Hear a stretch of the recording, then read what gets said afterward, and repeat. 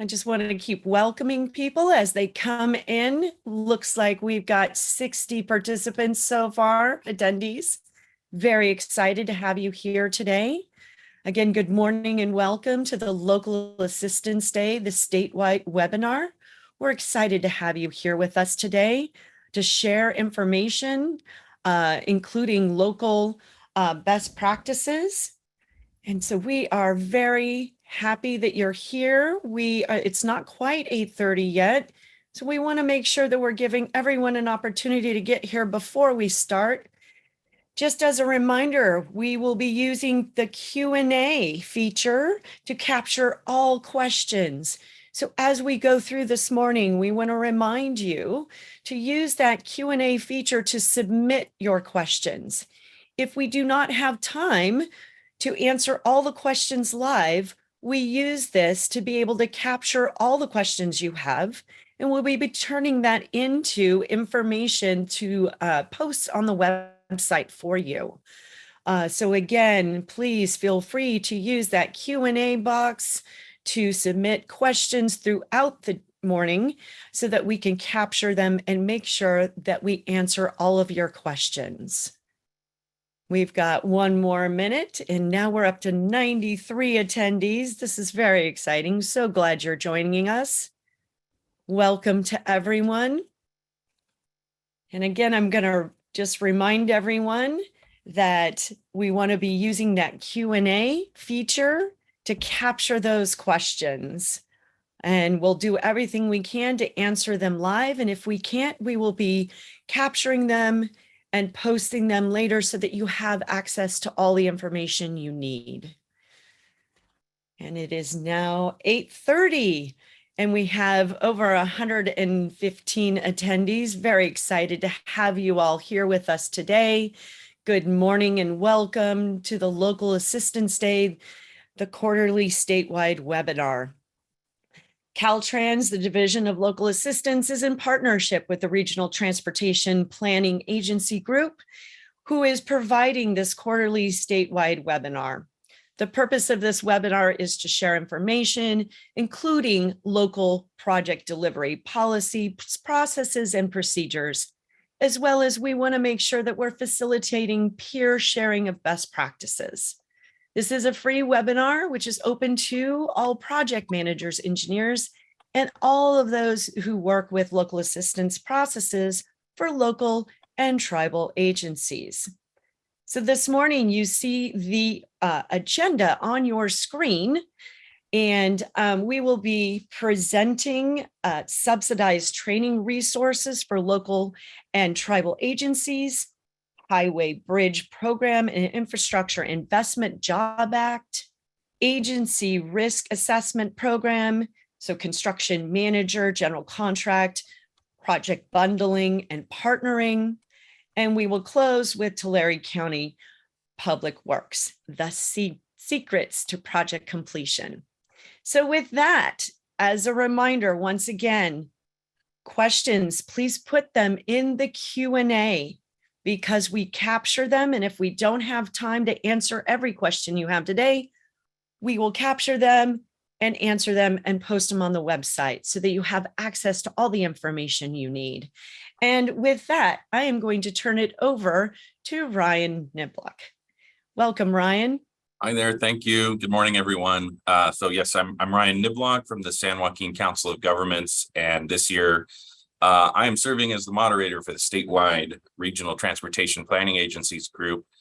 So just on behalf of the RTPA group, I just want to say that I'm delighted to see that we're expecting so many people. It sounded like we had some 500 people reserved a spot on this.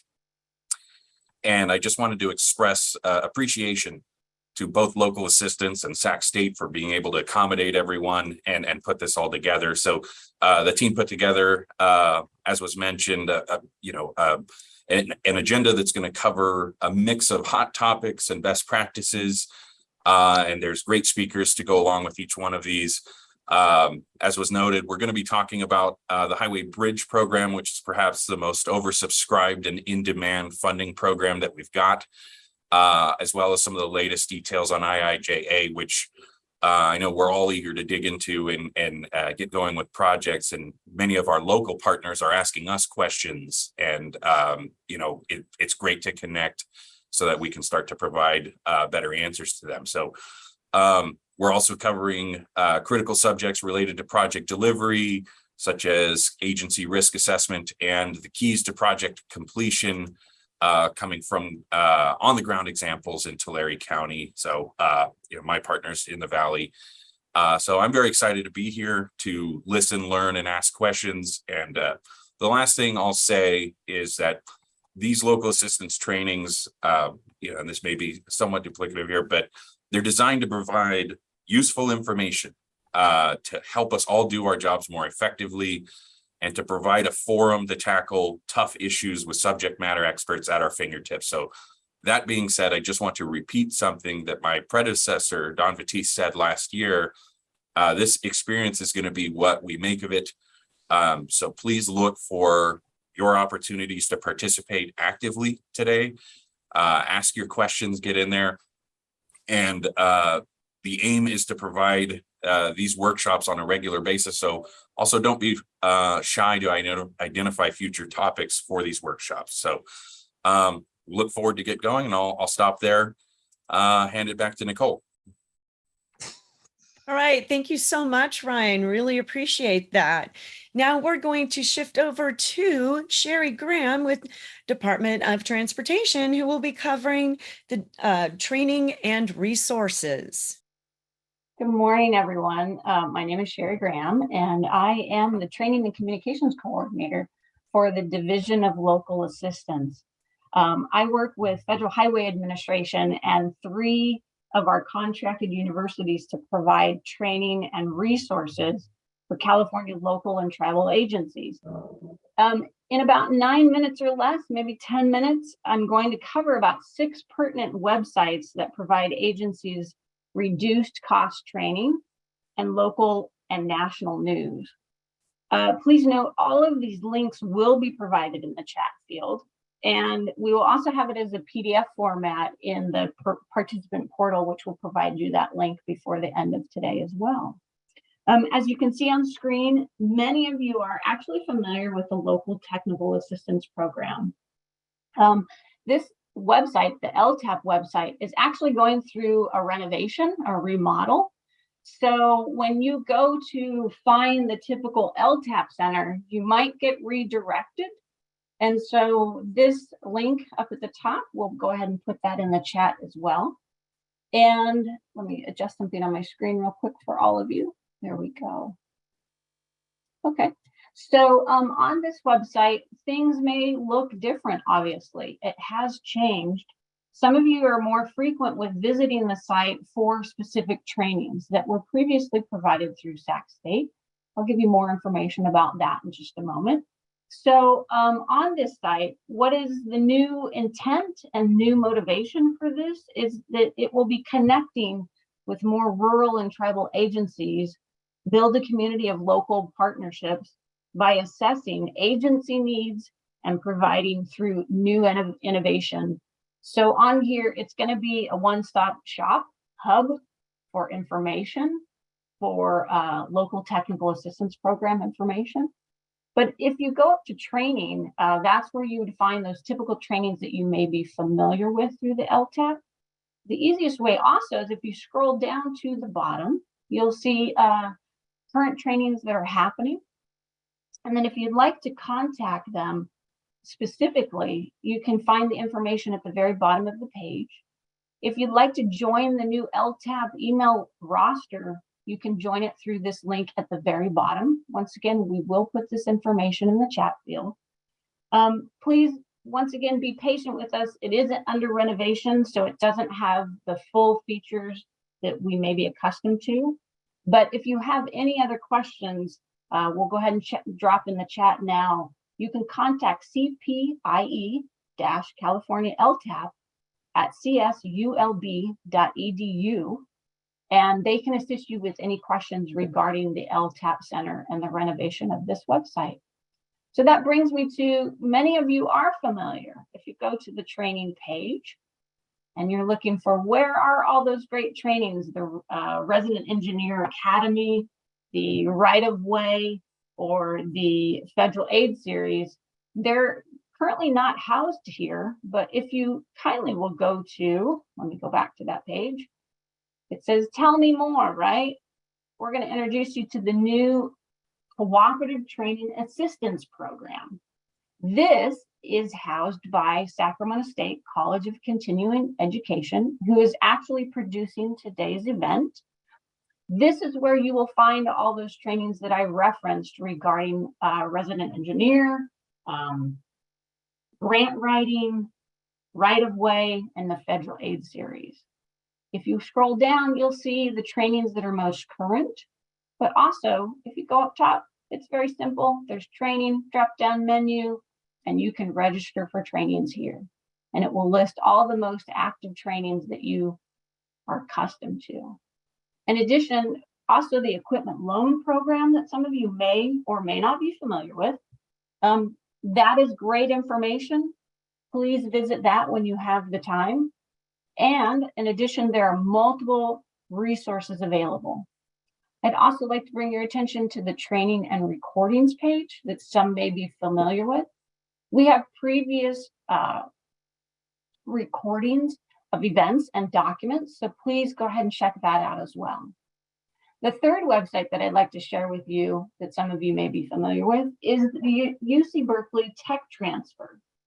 Those are the real technical trainings that some of you may be aware of. And if you visit their homepage, listed in the search engine here, view your full training schedule, go straight to that, and you're going to see all these options. These are subsidized trainings through Caltrans Division of Local Assistance. So we want you to have access to them. We want you to take them. If you do have particular questions about UC Berkeley Tech Transfer, you can also go ahead and contact their registrar. We'll go ahead and drop that in the chat, and the registrar at techtransfer.berkeley.edu. We'd also like to hear any particular trainings that may be helpful to your agency and or that might be universal to the industry. We want to hear that feedback so that we can work with our contracted universities to build those trainings for you. The fourth website that I would like to share is the TTAP. So some of you may be familiar with TTAP. That's the Tribal Technical Assistance Program through the Federal Highway Administration. This is their newly published website that is great. I got some time to spend with this. I highly recommend that you visit this particular website. It has great resources for tribal organizations. And if you actually scroll down to the bottom, there's some great new information that Federal Highway Administration is reestablishing. For tribal agencies, what you want to know is that the Western TTAP Center has been awarded to the National Indian Justice Center, NIJC. So they just got awarded the contract that will be announced publicly this month, but look for that to come online. In addition, on the TTAP, if we scroll up to the top, you're going to see training tools and resources. That is really important if you want to find online learning or on demand. In addition, there are additional resources and tools, and you can also see the conference and event calendars. So please go ahead and visit the TTAP, Federal Highway Administration, great resources. Oh, last note, grants and funding. I want you to know about that. There's funding out there. I forgot, almost missed that one. So please go ahead and find that information. I'm not going to go through all these tabs, obviously. We do have select time. And then I'd like you to bring you to our public webpage for Division of Local Assistance. We actually have a training and resource page. It gives you information about our 3 contracted universities. It also talks about the equipment loan program. And it also will let you know we have previous links to information, whether it's videos or PDFs of previous trainings. We have the Resident Engineer Academy, which is getting a slight little upgrade and will go live September, the end of September. We have the Senate Bill, Single Audits Report, and then we have additional resources and information And at the very bottom, if you really need to get a hold of us, we have all our information here. Now, the best way to stay up to news and know all this information is if you visit the DLA blog.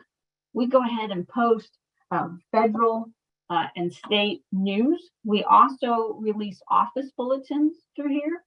And the best way to stay informed is on the right hand of the screen on the homepage. Is if you go ahead and enter your contact information, it will connect you with Constant Contact. You'll be enrolled with that. And what that helps us do is we can make sure that you're getting that information. We send out information weekly through Constant Contact. It's state and federal information, training, news that you need to know for local and tribal agencies. In addition, we also, excuse me, in addition, we also send out office bulletins as well, pertinent information that you need to know that fulfills federal and state regulations. So once again, all these websites are going to be dropped into the chat field. We also have it located, and I'm going to show this final tab, which is new. This is the participant portal for this event. We're going to go ahead and get that in the chat as well. And we'll add it to the webinar presentation and PowerPoints, which will be a PDF format so that you can have all this information. So I'm going to go ahead and stop sharing, and let's see if we have any questions that we may need to answer live or we can answer at a later time. Who helps to join Berkeley trainings for Caltrans staff? That's a great question. Can you give me hopefully a little more context to that? What I'm implying from that question that I see is who helps to join Berkeley trainings for Caltrans staff? Let's see, I see a raised hand, but unfortunately you can't necessarily go live, Mike. If you want to throw that back in the Q&A, that might help. You can also reach me directly at caltrans.dla@dot.ca.gov. And we'll go ahead and put that in there, and you can reach out to us directly and we can answer any additional questions. Oh, okay. Hey, Sherry. All right. I see Laura's question, or Daniel, go ahead. Oh, thank you, Sherry. So the question is, who helps to join Berkeley trainings for Caltrans staff? Berkeley trainings are for all agencies, especially designed for local public agencies, as these are very technical classes such as pavement, concrete, safety, planning, funding. So Berkeley hires their own staff and they perform the training on behalf of and in conjunction with Caltrans. Great, thank you, Daniel. If you have any additional questions, go ahead and drop them in the chat and we'll go ahead and collect those and answer those and get those as a PDF format on the participant portal. Also, once again, you can reach us and I'll drop my contact information in the chat field that you can reach out and ask us any additional questions regarding training, news, or resources. We're really glad that you joined us, and please feel free to share this information with others. Thank you. I'm going to pass it back over to Nicole. Thank you so much, Sherry, for that wonderful and valuable information on training and resources. And now we are going to pass it over to Robert Peterson, who's going to be talking about Highway Bridge Program and Infrastructure Investment Job Act updates. So thank you, Robert, and welcome. All right, thank you, Sherry. So do you have, do I have to do my own PowerPoint or? Yes, sir. Okay, I'll share it. I just want to make sure because I know I did send it to you. All right, so welcome everyone. I'm Robert Peterson. Let me get my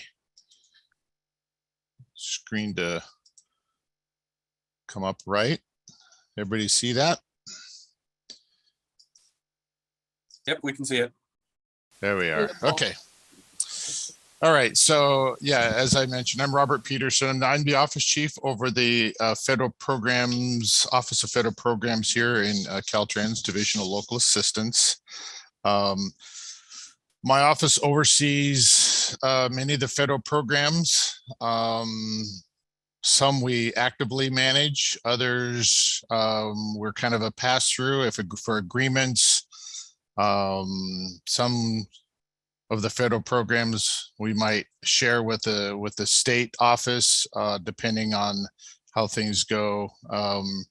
New programs are coming up, and so there's conversations on who's going to be coordinating those, especially on the state side. Sometimes there's a federal and a state, but we all work together, and we will definitely figure it out. But so what I'm going to be touching on today are just a few of the programs. As was mentioned, I'll touch on the bridge program, but I also will touch on other federal programs that are in my office. And of course, as you know, the funding opportunities are in play right now for some of the grants. I'll touch on those. But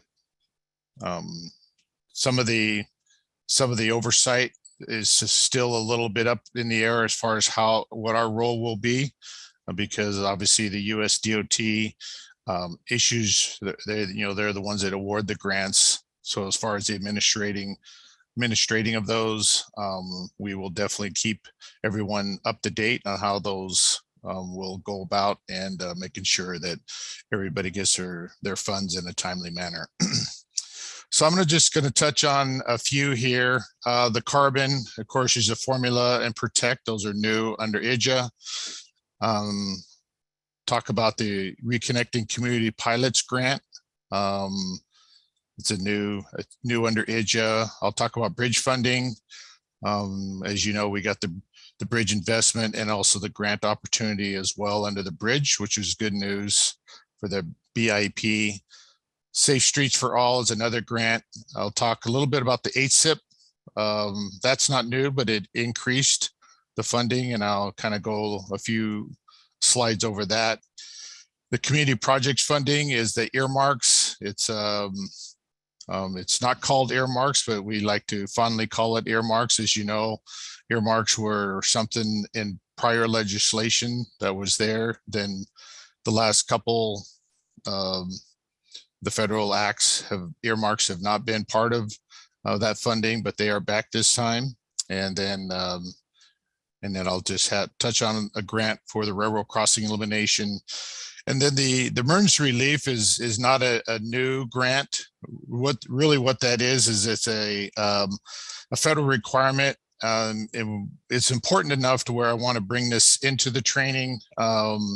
Bob Buck, one of my senior that manages the ER program, there's some new requirements that have FHWA has asked us to incorporate CFR 667 into our process, and these are areas where damage has been repeated, and so there's some requirements, and I'll get more into that. And I have Bob with me on the line, but there's going to be some information that's going to be coming out on that and training, just to make sure that we are in compliance of that federal regulation. So with the carbon reduction program, as you know, we did release parts of the funding out for the regions that are, or for the areas over 200,000. As you know, this is a new program, but there's some guidance, further guidance that is coming down as far as what to put the funding on.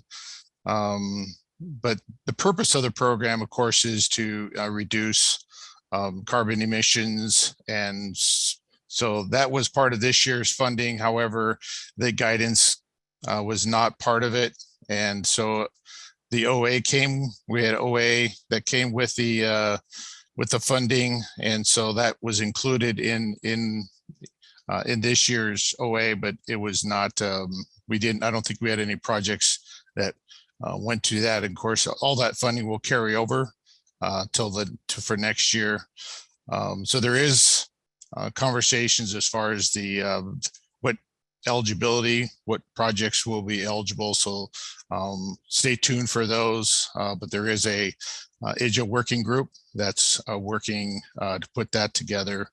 And so as we get more information, we'll be sharing that. But as you can see, it is split from between the state and the local side. So the local side got 69.4 million this fiscal year, and then next year we're going to continue to get more.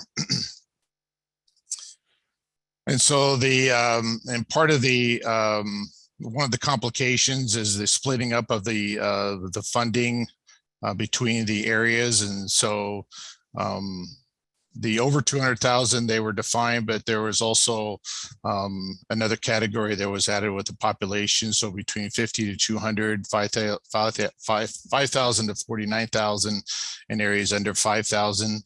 Those were not been determined. And so those are being worked on. Unfortunately, the 2020 census is what was going to be used, but apparently that information is not available yet to make those funding splits to all the different areas around the state, or even around the nation, if you will. So from my understanding, it sounds like we might be using the 2010, but then eventually we'll go with the 2020 once that information becomes available. But once we know that information, we'll be sharing it out and working to get those funding splits. But right now, the target date for the 2020 urban area maps is the end of this year. So as far as availability, there's the obligations. You have up to 3 years after the last day of the fiscal year. And so you have up to 4 years to obligate your shares that you get. There's also a website that has been set up for that. My office will be overseeing that and that program as far as the any questions and any information we'll go through my office to administer. I'm assuming they'll be similar to like the HIP funds, where we'll be helping out with reporting, making sure that the agencies are obligating their funds and putting notifications out to help out answer any questions as far as eligibility. So for the other one is the Protect. The Protect is another one that's a formula, and there has been some new guidance that has been issued with the Protect. As you know, the Protect is really more the resiliency to making sure that there's areas that have had repeated damage, areas that really need more resiliency on the roadways. Those funds could be used for that. There's also a competitive grant that's also part of the Protect.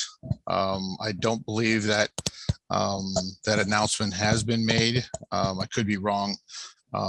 But that OA, of course, was released this year. And of course, that will also be carried over to next year as far as the apportionments to be utilized. So with the split, it also is split between the state and the local. And so from conversations we've had recently, the portion that will be going to the local sounds like it might be, looks like it's going to be administered by, or the CTC is going to be rolling out guidance for the local share side. And so stay tuned for that. The state side will be using their apportionment to identify locations to put that funding towards. And there's also some requirements in there as far as the limitations and the set aside. So you could read that into the guidance. I won't go into that more, but it's in the guidance that was just issued. And another thing, they're indicating that the federal share is 80%, but if you have a plan, if you have a plan in place, then that actual share becomes less, or they'll actually kick in more of the federal share. So it could be up to 90% that they will pay for, as long as you have a plan in place. And there's the website for any more information about the Protect program. And again, we will also have a website available for, we'll house all this information to help local agencies out with their projects. Here's a grant funding. You probably have seen this in the past with the Reconnecting Community Pilots. There's also a state Highways to Boulevard, I believe it's called, the state side in the state program where they've also identified funding. So it's kind of the sister to the state and the federal. And so there's been discussions about working together with both the state funds and the federal funds for these community pilot type of funding. So as you can see, the application for this notice of funding opportunity is coming up next month, middle of the month, and there's also a website there for more information. Again, we'll also be setting up a website should any of these grants be awarded to California, and we'll be working closely with the Highways to Boulevard as well to make sure that we're collaborating on these efforts. So with the Highway Bridge Program, you probably have heard me before, or maybe in other avenues as far as the program. We did get additional funding for the Highway Bridge Program, which is really good news. As you know, as you've heard from Ryan, that has been very overprescribed. But there is some caveats with this increased funding, and I will point that out later on here. But as you know, the bridge program is really a safety program to get our bridges in good condition, from poor to fair to good. And so that's the scope of the program. And so there's obviously specific criteria that your bridges need to be in before it'll be eligible for HPP funds. So what's new in IDJA, of course, is the Bridge Formula Program, which is $27.5 billion nationwide over 5 years. And then, of course, the Bridge Investment Program, which is a grant funding opportunity of $9.2 billion over the 5 years. And of course, that is shared with all the 50 states. So as you, so with the core apportionment, the NHPP and the SDBGP, the NHPP is for the on system on the federal aid. So that was increased. We typically, if you recall, we were getting about 300 million a year. And that was for the last number of years. And that 300 million did not have a cost of living adjustment, if you will.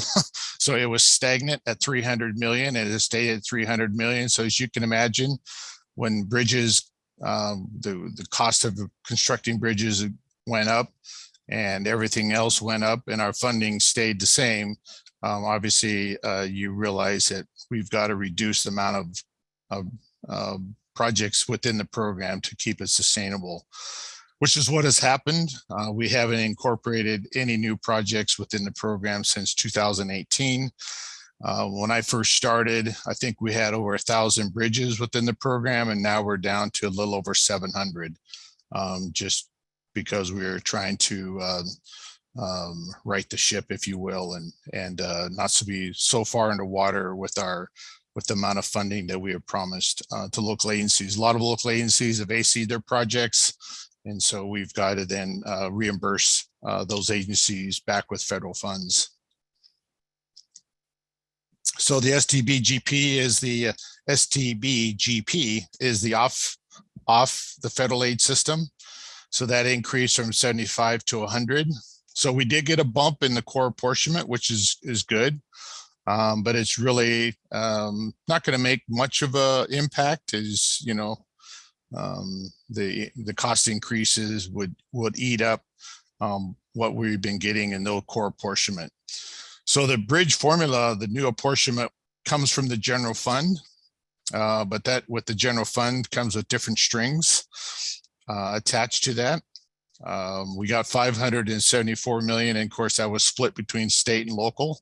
And so with the split, the local share was 253, but of course then that gets split between on and off system. So when you start splitting up the pie, pretty soon the on system is really where we're mostly impacted right now. And so it's good to have the funding, but is maybe not as much as we would like, but we'll take what we can get. So as I mentioned, the bridge formula has obligation deadlines. So 3 years after the funds have been obligated, that you've got to, or 3 years they're available, you've got to obligate. And then it's 5 years that it has to be expended. So that's good. We obviously FHWA wanted to make sure that this funding went to projects that were ready to go, maybe shovel ready, if you'd say, and ready to be put to use. And so really that's what that the funding is for. And so with that, our strategy that we're going to be doing for putting this funds to work is we're going to be paying for our existing projects that are already in construction. High cost bridge projects, of course, are part of that. We've got, I think, over $500 million of AC, which means we owe that money to all the local agencies.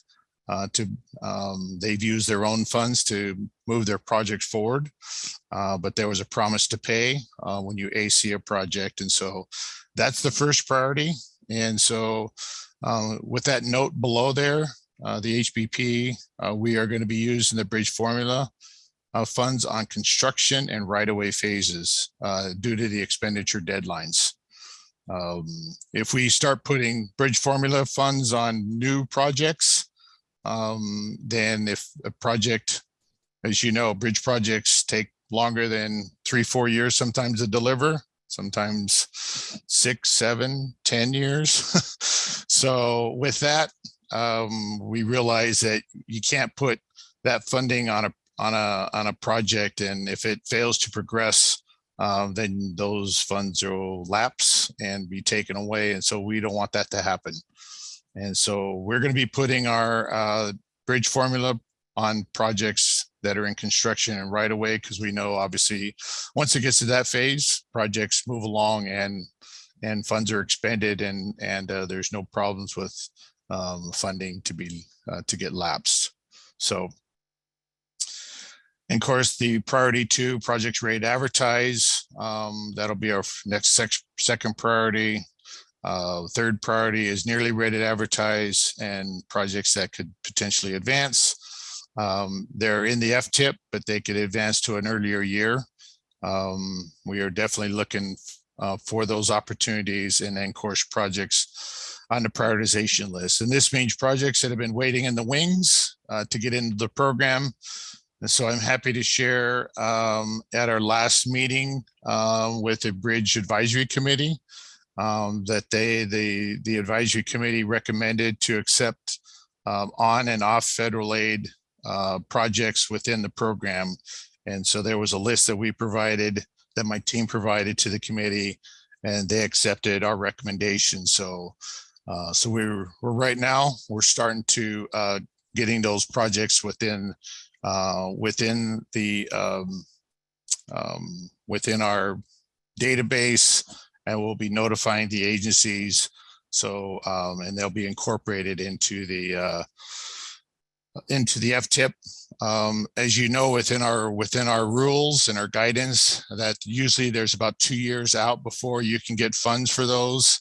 But that all that means is an agency can get ready to get a consultant on board, and so when the funds become available, they can come in on day 1 of that year and get their funds to get started. And so that's So look for that. So our message is deliver, deliver, deliver. So there should be no reason that you're holding back with any of the funding. Like we said, this Bridge Formula program is a 5-year of funding. There's no guarantees that that funding will continue in the future legislation. And so we recognize this as a one-time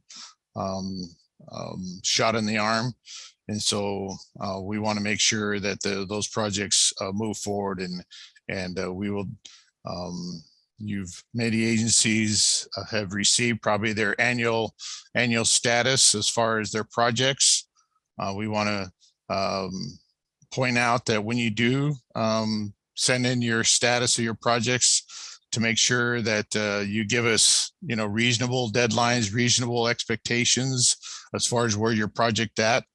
Don't be too optimistic and think that maybe you're going to make a milestone when maybe in the back of your head, it's like, yeah, we're probably not going to miss this, but we want to get in line here. So it really doesn't do us any good if you say you're going to get to the next milestone when in reality, you're probably not. All that does is just hold back funding for maybe another project could have been put in the delivery plan for this year, next federal fiscal year coming up. So be realistic on your targets, but also realize that if you can try to, put some urgency to make it get to the next milestone, that's something that we want to encourage so we can get these projects going and to use up as much funding as we can. So as I mentioned, the discretionary grant funding has come up. We've been asked to provide letter of support for a number of these that have come in.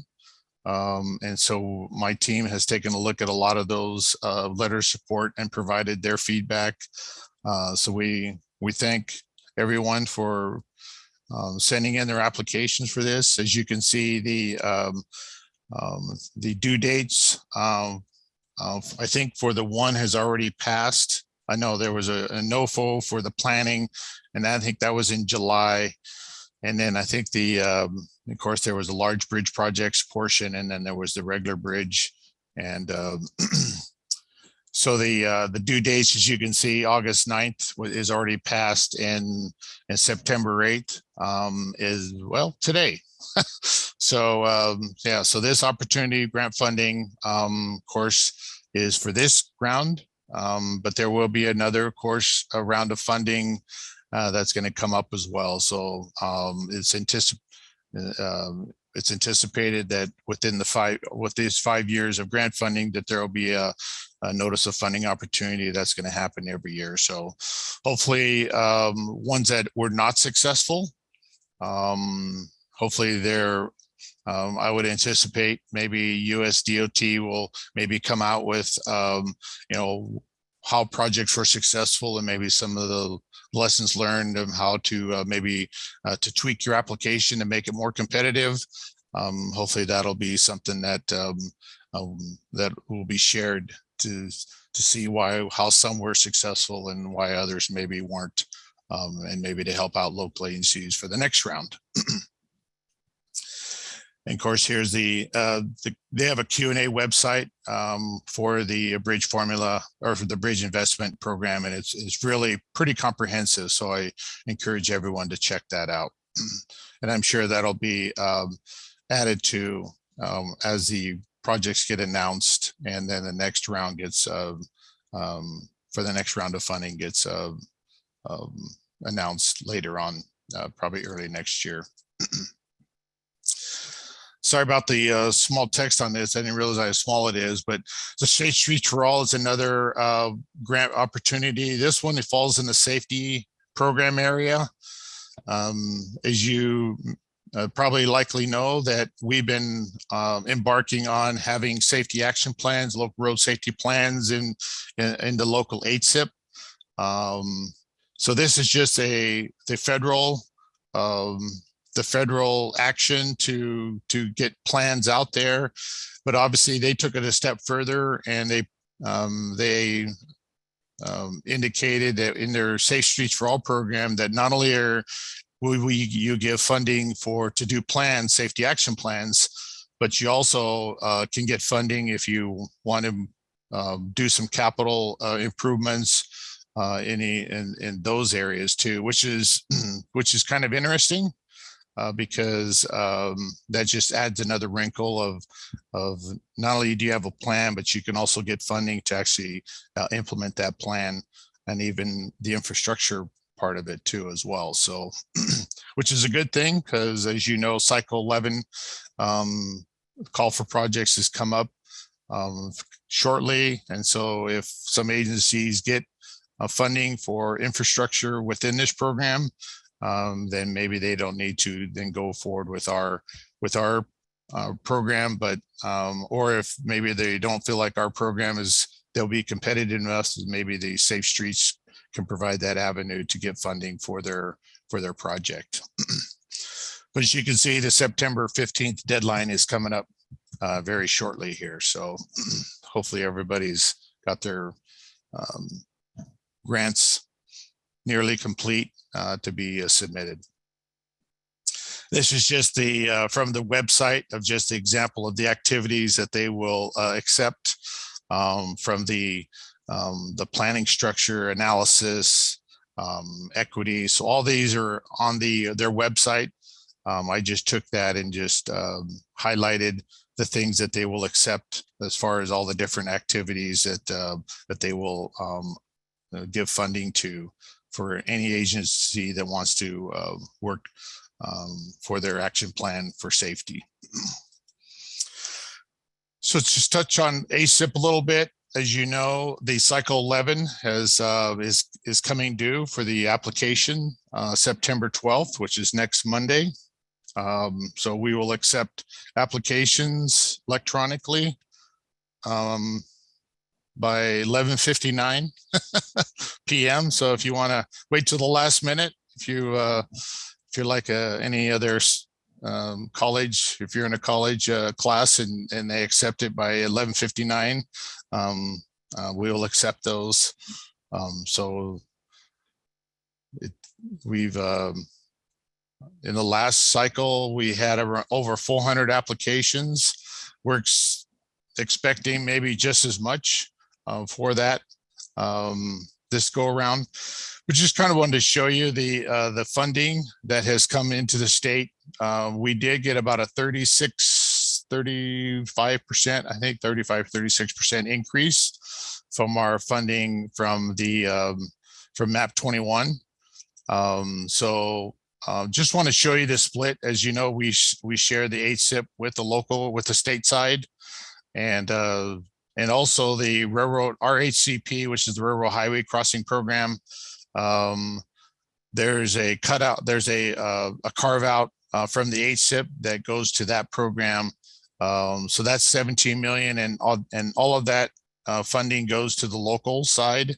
And so even though we split 50-50, even though it doesn't show that it's 50-50, you can add the 17 to the 120. So that 120 million increase is increase from in years past, it was only at 80. So we got a $40 million increase in our apportionment, which is really good. And then the type of applications, of course, we accept are the benefit cost ratio and the set asides.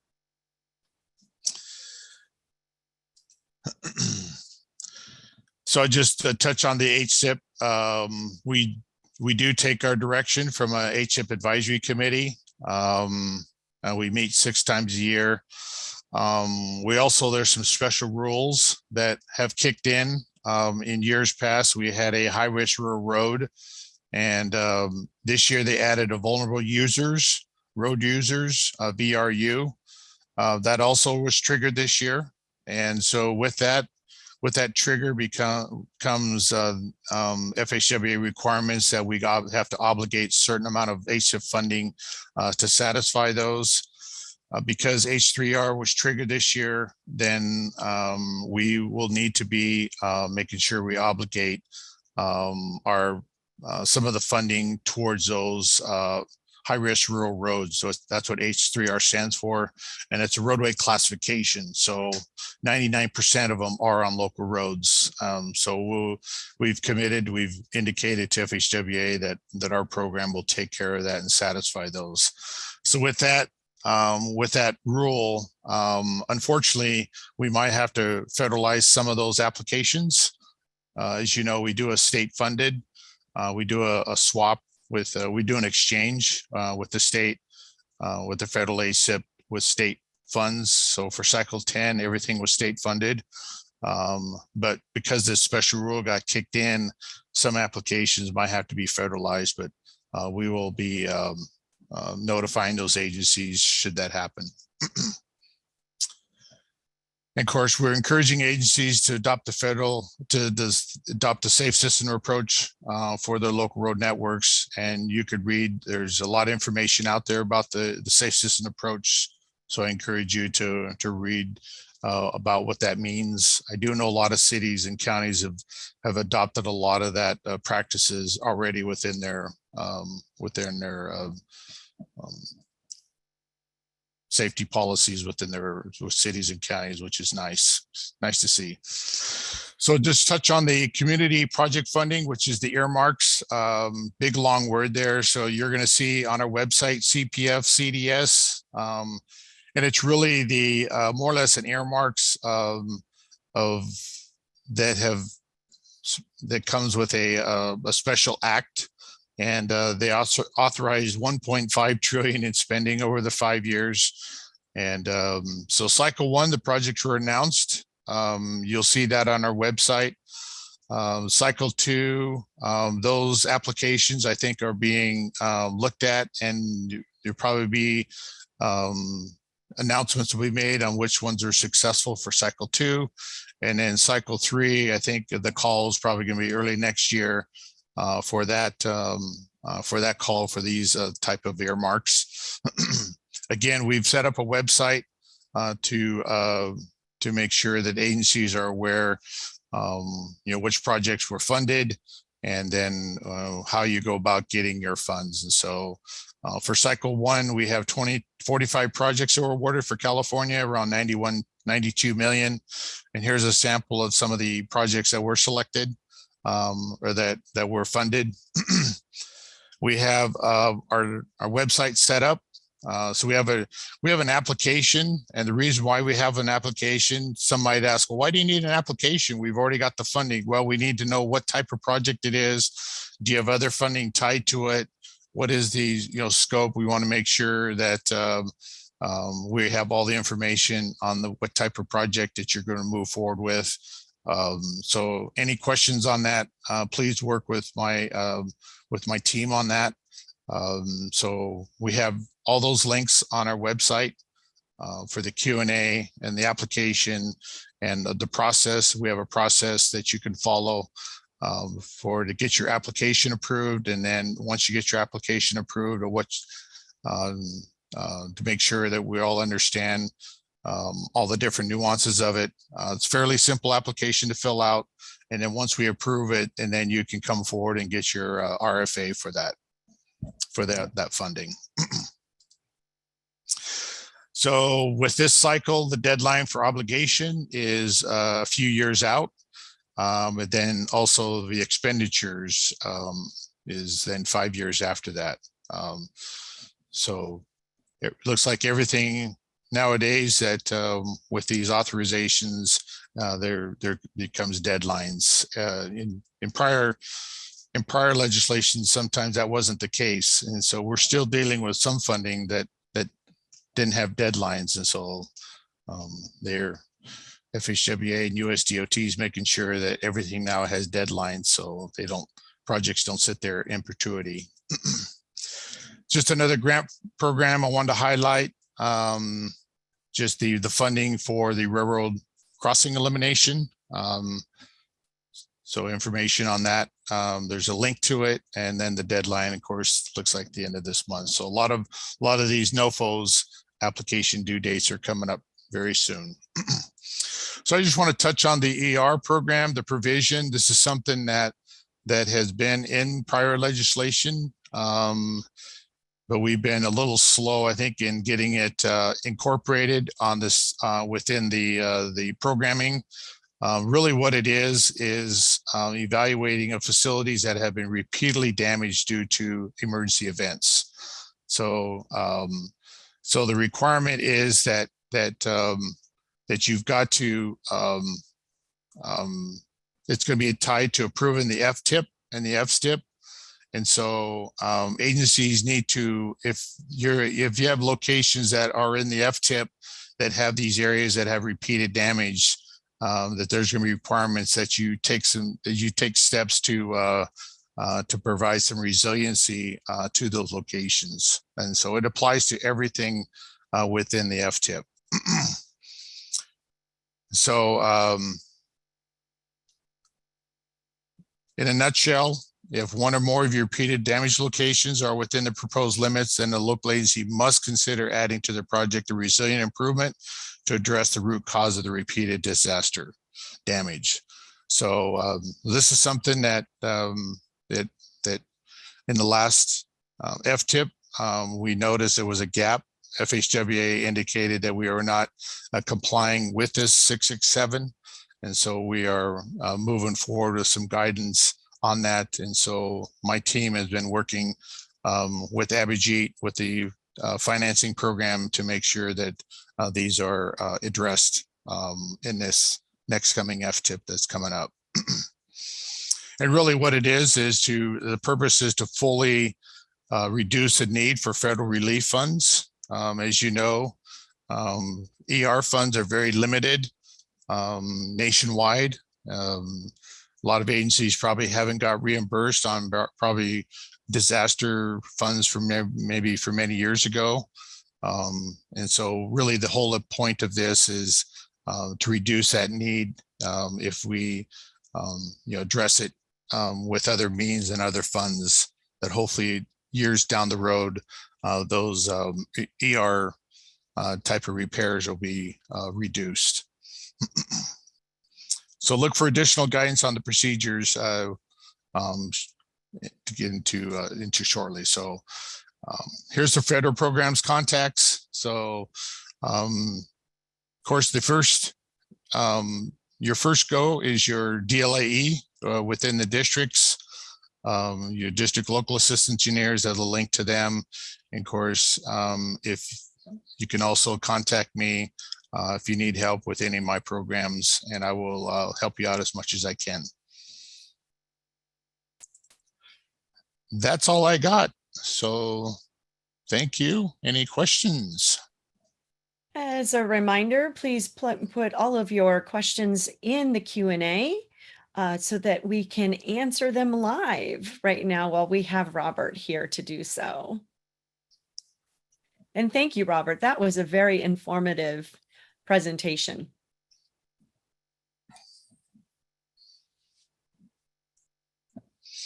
And we're just waiting to see if there are any questions. Here we go. How is the ER provision for resiliency improvements different than hazard mitigation? So what I referred to with the 667 with the federal legislation, I don't know if there's anything different.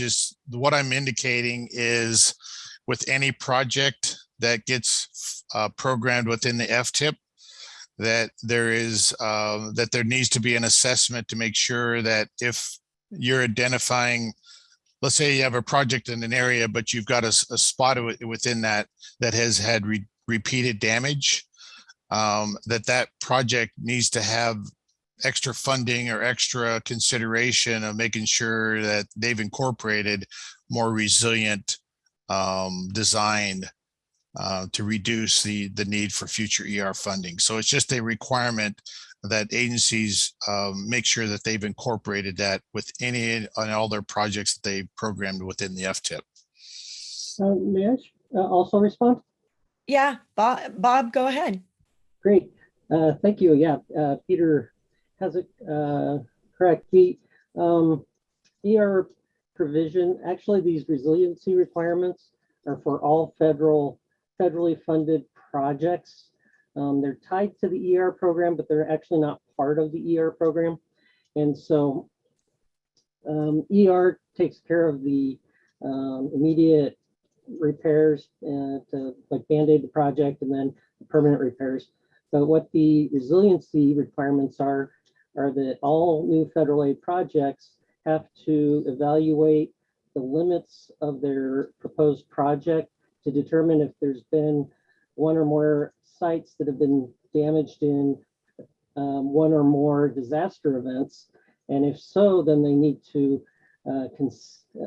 evaluate and consider whether or not there's a resiliency fix to prevent or to address the root cause of the repeated damage that they can add to their project. It doesn't require them to implement that in their project, but they do have to consider it and document that. And we're going to have a webpage that will be posted very soon within the next week or so. And it'll have all the requirements and everything attached to this. So a lot more information will come out, and we have forms that'll make this easy.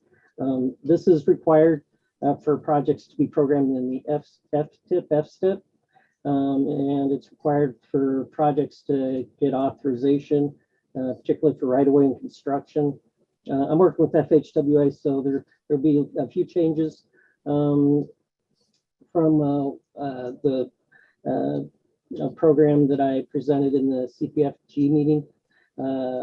But those will all be spelled out. And so it'll all be on our webpage, and I'll have my contact information there. You can contact me if you have any questions. Fantastic. Thank you so much, Bob. Appreciate that. And now we're going to move to the next question. Just for clarification, are there some federal funds for HISAP, HISIP cycle 11? So at this point, our intention is most will be state funded. So we're going to do an exchange.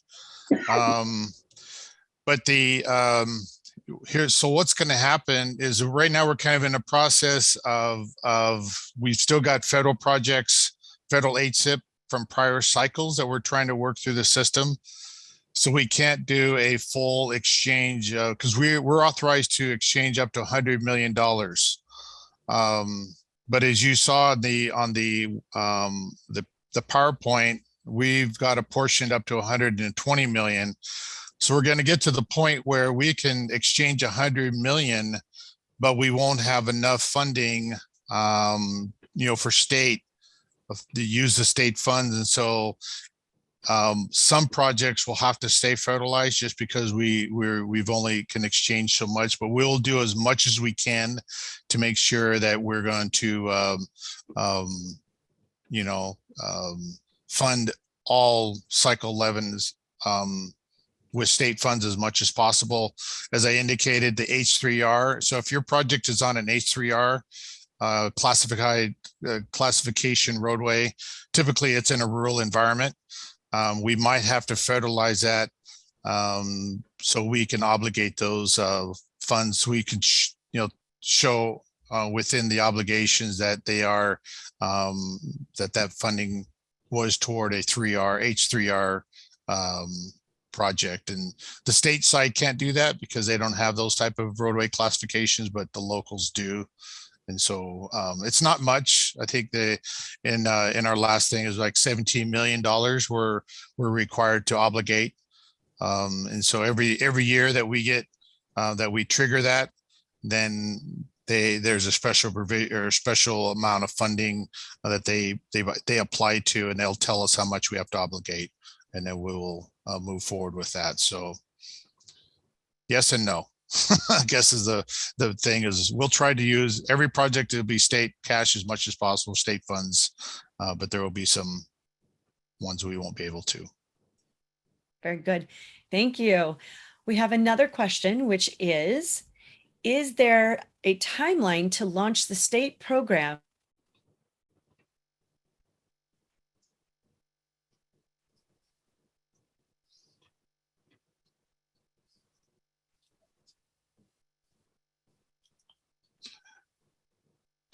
Did you catch that one, Robert? No, you sorry. froze. You froze Okay. up. Oh, no. Okay, so let me say that again. To launch the state program for the Reconnecting Communities Grant Program. So yeah, the state program is the highways, the boulevards. I have not. I do know that there've been some conversations about that. Gretchen Chavez is actually leading that effort, working with our planning folks, and so there is discussions on the any of the specifics of that. But I think one of the things that they're looking at is making sure that that either the state funding will be used to match the federal with the reconnecting communities. I think they're looking at fewer projects than many, because obviously we want to make sure that you're applying this type of funding to locations that will make a difference. So there's a lot of things that are discussing as far as how that's going to happen. But there's so yeah, if you have any more questions on the state side, please reach out to Gretchen Chavez on that. And our next question, how do you know where our PB bridge project is in the queue? We are currently in RW phase and hoping to get started with construction next year. Is there a priority list available? Good question. So if you want to know about everything about priorities, your first stop is to read chapter 6. Even though I don't tell you, go read the book, but we lay out on how projects get into the program. There's a priority. So if you've got yourself a scour bridge that is heavily scoured, that's priority 1 to get into the program. When you've into the program, then there's a priority on funding. So if you could be at the end of the line, you could be a new project, but if you're ready next year and you're ready to go, you get to jump to the head of the class, so to speak, and you're ready. And so yeah, if your project has gone from the right-of-way phase and you're ready to list, that will become a priority, I think, a 1. And then if you're in construction, it's a priority 0. So there's a priority system that my team applies and where to put the funding on projects. And so that's why I said it's very important to make sure that you report accurately. Don't be overly optimistic, but don't be pessimistic as well. Because if you're not ready to go, then that, we'll have funds ready for projects that are ready to go and ready to use those funds. Because what happens if you don't come in for your funds, then you actually get put at the end of the line. We'll take your project and we'll put it in the outer into the and we're playing by our rules that we've implemented with the advisory committee. So we put some penalties if you don't come in for your funds when you've asked for them. And so those are within our guidance. And those were something that we're trying to incorporate. We did some reforms.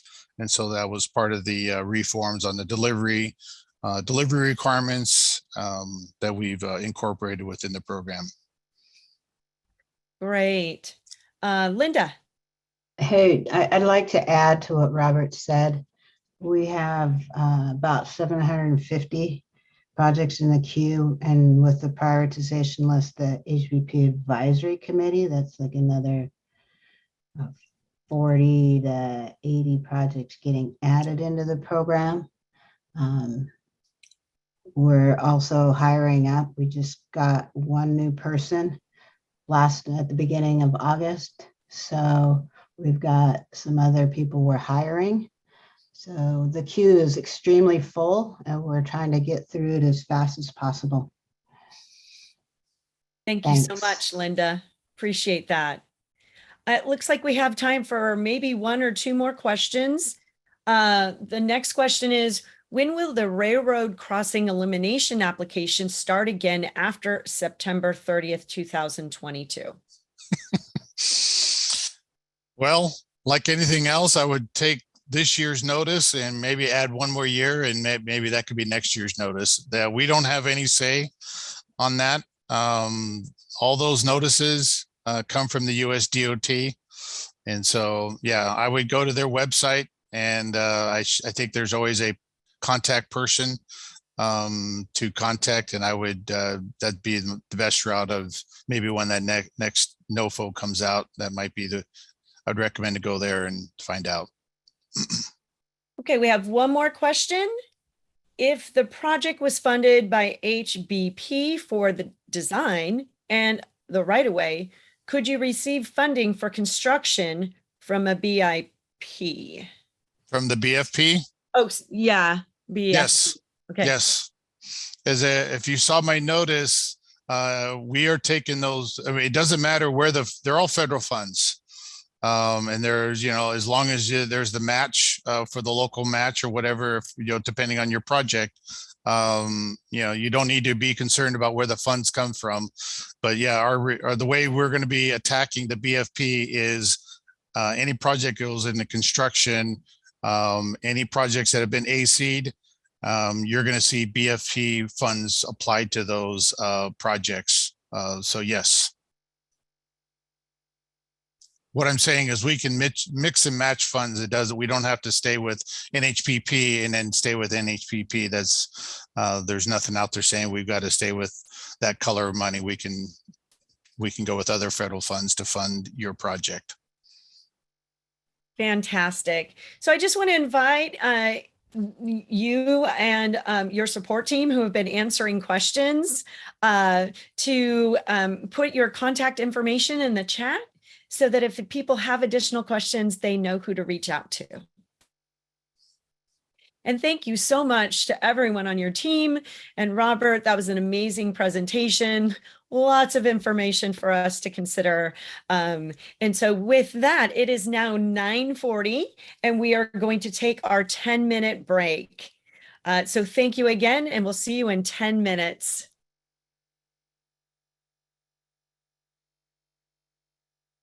Good morning and welcome back to Local Assistance Day, the statewide webinar.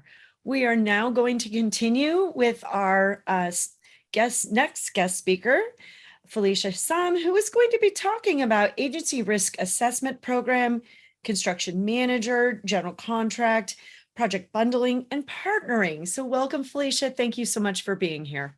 Thank you. Good morning, everyone. Happy Thursday. I'm going to bring up my PowerPoint here. Hopefully everyone can see that. Looks great, Felicia. Thank you. But I'm in presenter mode. I can't see you guys, so thank you. Okay, so my name is Felicia Haslam, and I'm going to give you an update on our Agency Risk Assessment Program, aka Agency Certification. I know I brought this to you guys probably a year ago to kind of give you the vision on what we're going to tackle. I also have Paul Bowe here with me today. He's our retired annuitant. He's kind of the mastermind brainchild, should I say, behind this whole effort. And he's been doing a lot of effort. So I'm going to go over that real quick. So the risk assessment. So we're all about assessing risk, right? So we are delegated oversight responsibilities from FHWA. So we have a certain responsibility that we're required to do. And we also look at the local agencies because we're here to help a local agency. So we're all about how do we assess risk and how do we report on how we assess risk. So there's two things that we're required to do under 23 USC, United States Code 106, and that is to ensure an agency has an adequate project delivery system and a financial management system that can manage their funds. So we do a pre-award audit when an agency comes in the very beginning only once to assess their financial management system. But what we found out, and I'll go through this a little bit later through our pilot program, is sometimes agencies or maybe whoever's in that position now is unaware of what that requirement is. The other part of that USC requirement is to ensure agencies have a project delivery system. We don't do that now. As far as I know, as far as I can see, we don't really have a way to assess. So we have been approached by FHWA that says, hey, how do you how do you measure that? How do you monitor that? How do you assess the risk? So that's what we're here to tackle is, okay, let's assess risk. But we also know when we assess risk, we have to be prepared to, okay, this agency has a gap in this area. What can we offer to fill that gap? So that's also part of the component of this program. So we see there's benefits on both sides, right? Because we're kind of in the middle. So we want to ensure that we can, yes, we can meet the CFR, and we do ensure that agencies have those systems in place. We also want to assist agencies that need that support, and maybe they're in an underserved community, because that's a big one, right? For Caltrans now is equity. How do we not only identify those agencies, we have to have a way to assess them, and how do we help them? Because once an agency gets a project that's programmed, they come in for funding, it's almost too late. So we want to be on the forefront and go, okay, how do we first off help the agencies before it's programmed, when it's programmed, when they come in for authorization, and all through the process until closeout. So that's kind of what we're looking at all across the board. And I'll go over some measures that we are putting in place right now to be able to do that. We also need to balance the resources that we have and help the agencies with the resources they have, because I don't think resources are just plentiful right now. So we have to do a risk-based program, especially with about 650 agencies doing projects. There's no way we can handhold every single agency and have that direct contact. So we also want to provide, and we see a big gap in our training. So our training we want to have is web-based. I'll go over what training we're considering. And then just overall efficiency, we want to help agencies deliver projects, because that is also a #1 thing that we have been asked to help agencies with this big federal process that's kind of convoluted. How can we make it easier for agencies? So currently we have a tier system. Again, this is just a very high level, because we need to have a way to go, okay, if an agency is, maybe we feel maybe they should deliver projects, agency honestly have come to us and said, if we'd have known the requirements ahead of time, we wouldn't have asked for that money. So we have to be able to assess that and go, okay, so if they're in tier 1, what can we have in place? And then we're looking at, most agencies will be in tier 2. But again, what do we need to improve in our guidance and our process to help these agencies? Because they struggle too. And then, of course, if you're in the top tier, maybe those agencies can help us develop things for other agencies. And I'll go over that in a minute. So we have 4 major components. We've had this since inception. We're continuing with that. We have mandatory training section. We have, of course, how do we assess risk? And I'll go over those categories. Our risk-based monitoring and oversight. So as everyone knows, we have started the getting all of our monitoring critical dates together. We've done training on critical dates. I did an efficiencies report a couple months ago to the RTPA on the efficiencies that DLA has done and what we're planning in the future to help agencies. And then, of course, recertification. And I'll go over what that means. So mandatory training. And the reason we have mandatory training first is, like I mentioned, we've had some agencies tell us, well, if I would have known ahead of time, I wouldn't have went for this type of funding. So we want to have it to where an agency can take a basic training on what the program is, what it can offer, what high level or critical items that an agency needs to know in order to deliver. And we have implemented a new pre-award audit that is very simple in comparison for state projects, just to assess agencies to make sure they have the minimum. And we've had agencies say, I'm out. So that kind of gave us a red flag. If those agencies are saying they're out on a simplified version, there's no way they could pass our pre-award audit. So what can we offer to those agencies? So the idea of the mandatory training is what we found in the pilot program. There's a couple of key items that agencies feel that, oh yeah, I don't understand that. Can you provide more information? And one was the responsible charge. Like, what does that mean? An agency will say, well, I'm responsible for everything, but do you actually know what that means and what is everything? So once we kind of went over it, and we found that that was a big gap. That's a big starting point.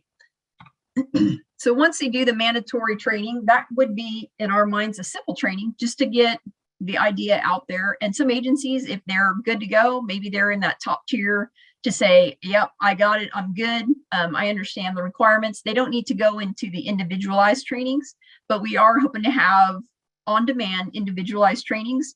A lot of these things that we have in this program has to be set up in order for us to roll out the program. So we have to have the on-demand training set up, ready to go. We have to have a way to capture the data.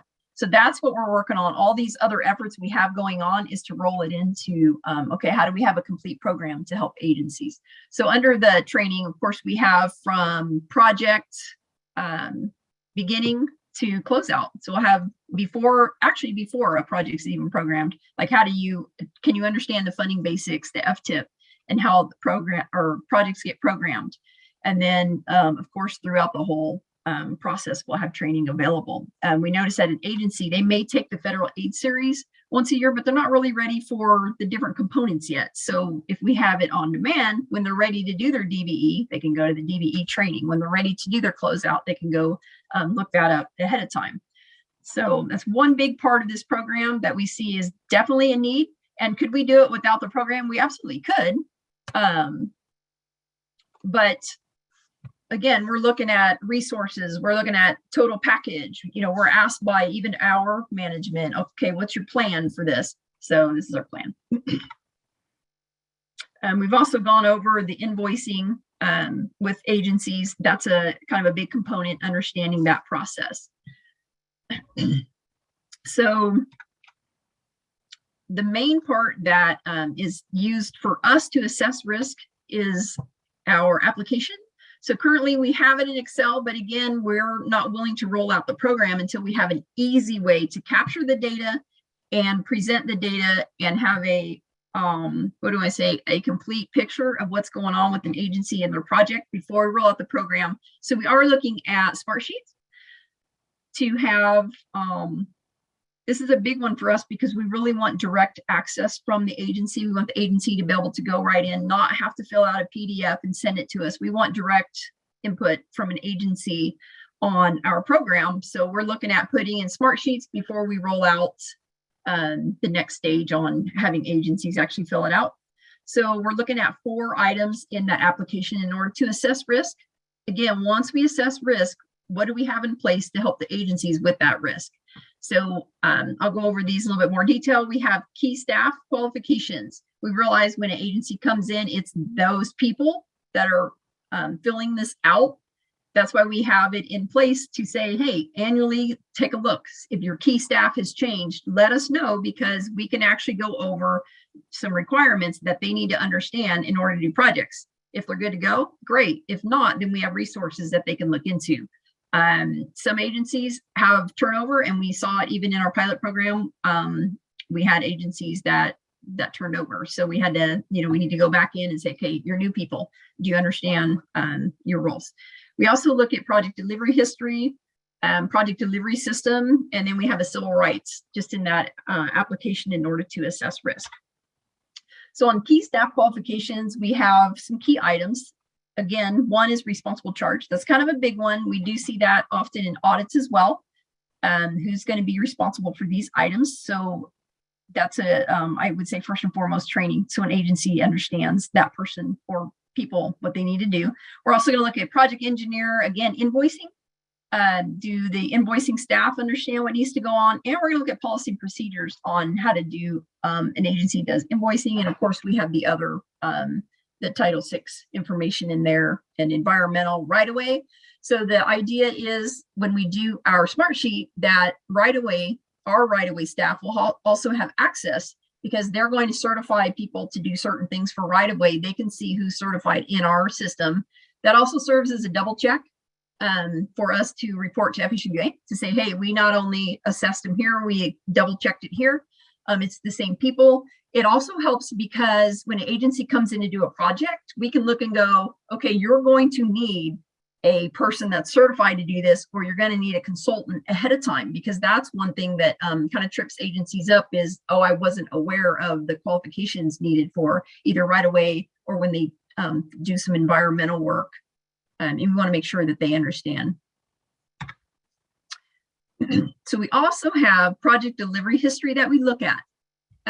Reason is because some agencies may not do a project for years. So that's kind of big for us to say, ooh, okay, they probably have new people. They haven't done projects for years. That's when we need to say, maybe we need to engage a little bit more on this. So we're going to look at, they may have done a sidewalk project in the past, and now they come in for a bridge. So that's kind of our red flag to go, hey, we need to engage probably the bridge program. We need to engage, the NEPA folks to help these agencies understand their project scope and their delivery. So that's why we look at project history to kind of assess what's the risk on the agency. We also have project delivery tab, or the delivery system tab, I should say. So we're looking at, this is more agency specific. So what we've done currently is we've looked at certain policies and procedures that agencies have in place. And I think that's a good practice because we do have certain requirements for policy and procedures, such as the A&E, invoicing, and we want to make sure that the agencies have, first off, a good policy and procedure in place. And we've looked at contract change order policies. So we want to ensure that not only do they have a good policy and procedure in place, one that meets the CFR and our expectations, it also, we will have a copy of that. So any new people that come into their agency, we can say, here's the policy and procedures you have in place. Do you understand what these policy and procedures are? They're all up to date, and help them with that process. So we see this as something that's not going to necessarily change for an agency unless we have a change in our guidance and policy and procedures. Then we can reach out and say, hey, these probably need to be updated. So that's why we have that tab. We also have in our risk assessment is the civil rights component. So we want to ensure that agencies have what they need up front. This has actually been very helpful because we had a couple of agencies that didn't have their updated DBE and ADA information. They didn't have an updated QAP and they were coming in for funding. So that would have actually held up their funding if they didn't have those in place. We were also be able to quickly assess if they had, funds that were expired. So that's what we do when we assess. Again, we're looking at Smartsheet direct entry so we can have that data. Now, we're also looking at how do we realize once an agency comes in, they get their funds, it's usually, okay, see you later, and they close the project. We may not assess them until an audit, which is way too late. In my opinion, it's reactive, not proactive. So we want to be proactive from the beginning, but we also want to have a way to assess them throughout the project. And again, this needs to be quick. It needs to be risk-based. How do we get that data and how do we analyze what's going on? We want to catch an agency. If their project's going sideways, then we should be able to see that on our monitoring. As most people know, we've had the PED, the project end date tool. That's our first step in how do we get these critical dates out? It's a pretty convoluted adventure to get the data from all of our different data sources and roll it into one.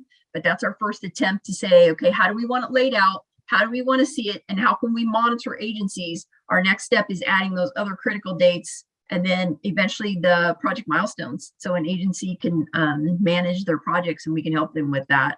So that's our vision on the monitoring. Again, we are going down that path, figuring that out at the same time. So all of these things are kind of working in tandem to say, okay, we know this is a component we need. We have to have this at our fingertips to know maybe what area has a lot of funding going to it. That's a risk. What areas have underserved communities? That could be a risk, but we need to be able to jump in and identify that because, if an agency fails, we fail.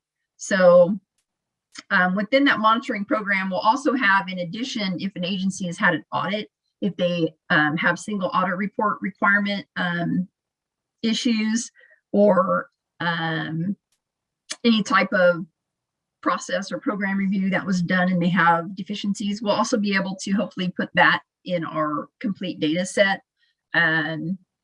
And we'll be able to manage agencies a little bit better. I think it's easier to see what's going on when we have the data. It's also easier to justify when we need to have resources and help the agencies out. So on both sides, we're looking at an agency role, our role. So perform the risk assessment, agencies that need it. That's why we need a risk program to legitimately assess an agency. We can't just say, hey, you need it, and agency be like, I don't need it, or an agency, I need it, versus another agency. So if we have a way to assess that, we can absolutely jump in. We can review documents or have things in place to assist with that.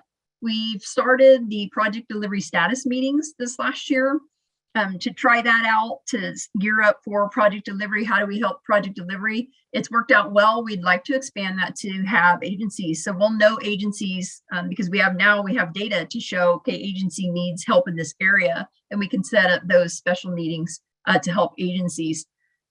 We also have, contract change order. We've looked at policy and procedures on that. Maybe for an agency that has no idea or needs that support, we can do that. And then, of course, track all expenses and budgets. So an agency would be responsible to do that. Recertification. You might be thinking, do we need recertification? Yes.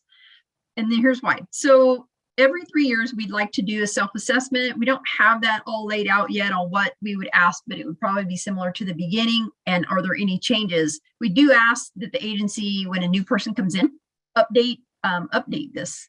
So that way we can reach out and say, hey, what do you need? We also want to ensure that if there are any deficiencies found in any of our reviews or audits, that those were taken care of. Some agencies just don't have the support to be able to adequately address those. And then it would be a self-assessment, because we're looking at, again, risk, but once we identify a risk, how do we handle that? It'll be a self-audit. And then, of course, if there's any changes, let us know, because that's where we come in to go, hey, we have resources to help you with that.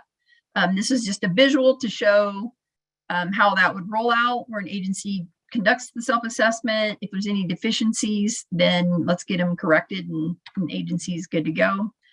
We're looking at,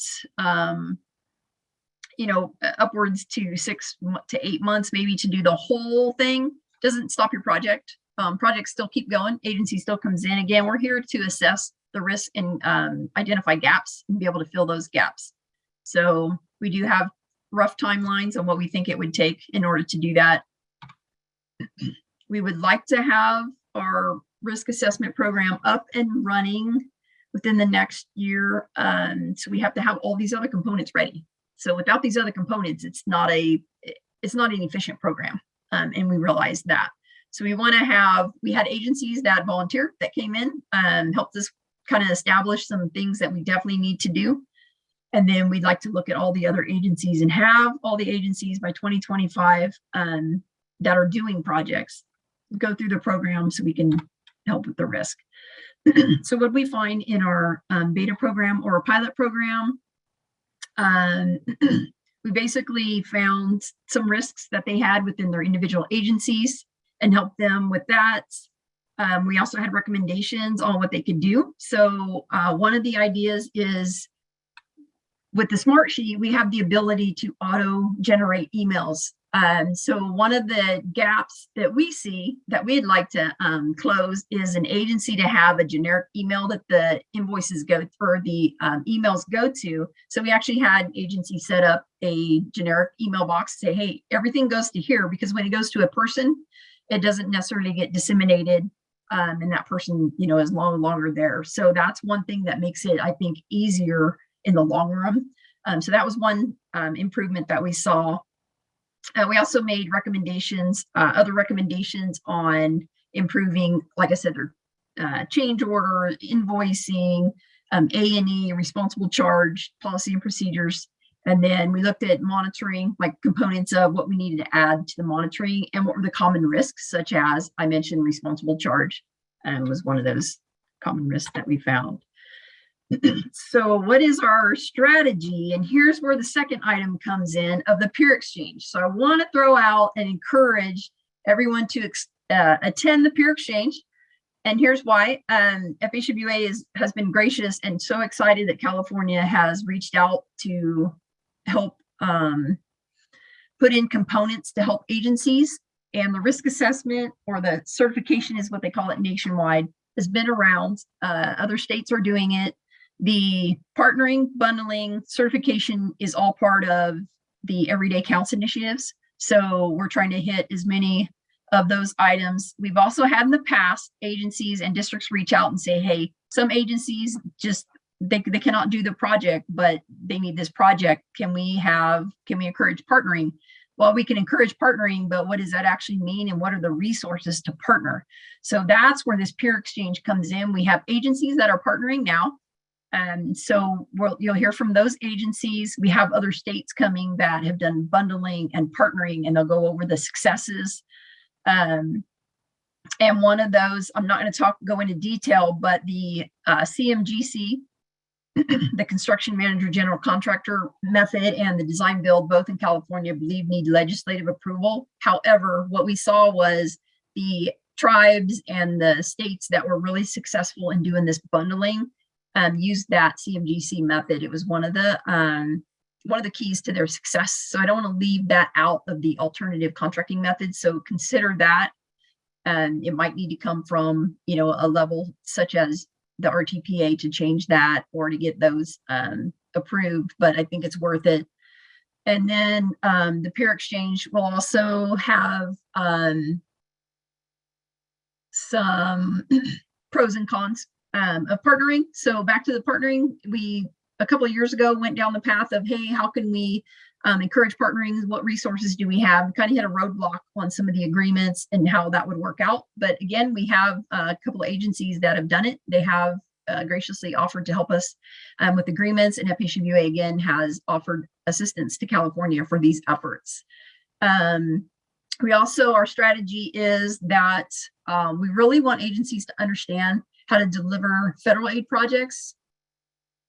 Because that's kind of our number one thing we hear is, oh my gosh, it's a convoluted process. If you don't understand it, it's daunting. So we want to help streamline and understand, and it takes input from agencies and groups like this. We also want to be proactive. Again, we feel that we are reactive. So we want to change that. We want to be proactive and have risk-based, easy ways to capture and identify risks and be able to report on that to not only management, but FHWA to say, here, we can see the trends. We can see where this is going. We can jump in. We have resources to help. We also can advocate for resources if we have a structure in place to say, this is what it's going to take. Now that it's stood up, what resources do we need for districts to help, shepherd this and actually implement it? And then, of course, the monitoring and the oversight component is huge. That's where we see the biggest need is to be able to have this data, not only for us, but for the agencies, because we have a lot of dates agencies are supposed to adhere to. So in the peer exchange, we will go over what is project bundling and how to choose projects for bundling, and then what resources are available. We hope to get maybe some MPOs or agencies that want to do a pilot. We do have an agency that's doing bundling right now. So they'll be talking about how they do bundling.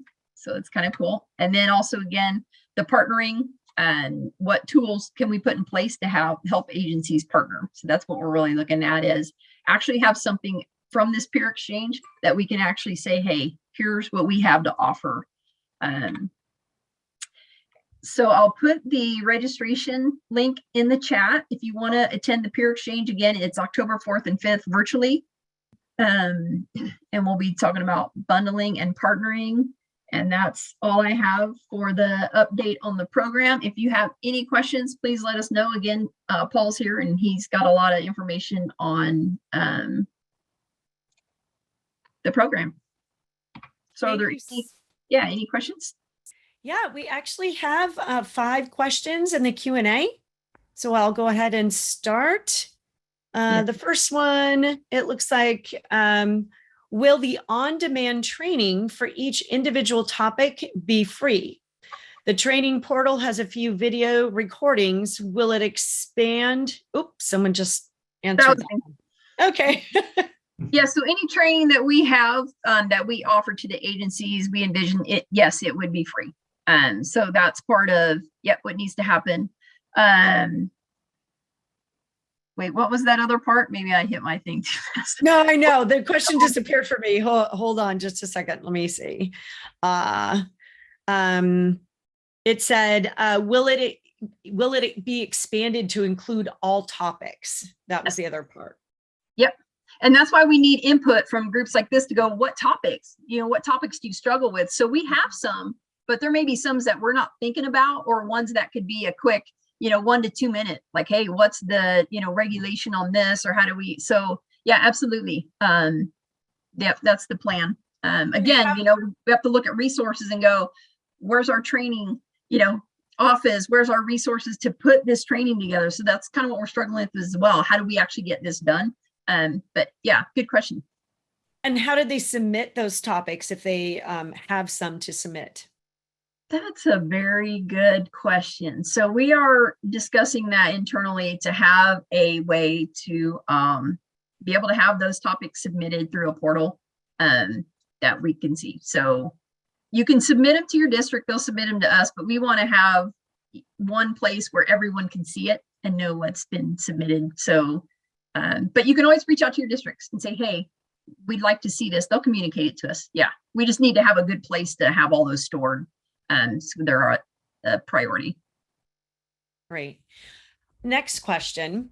Will you also audit different districts, headquarter, to see how Caltrans staff, ROW, utility, environmental structures, help or stall getting local agencies through the process? Procedures and timelines vary widely when Caltrans staff changes.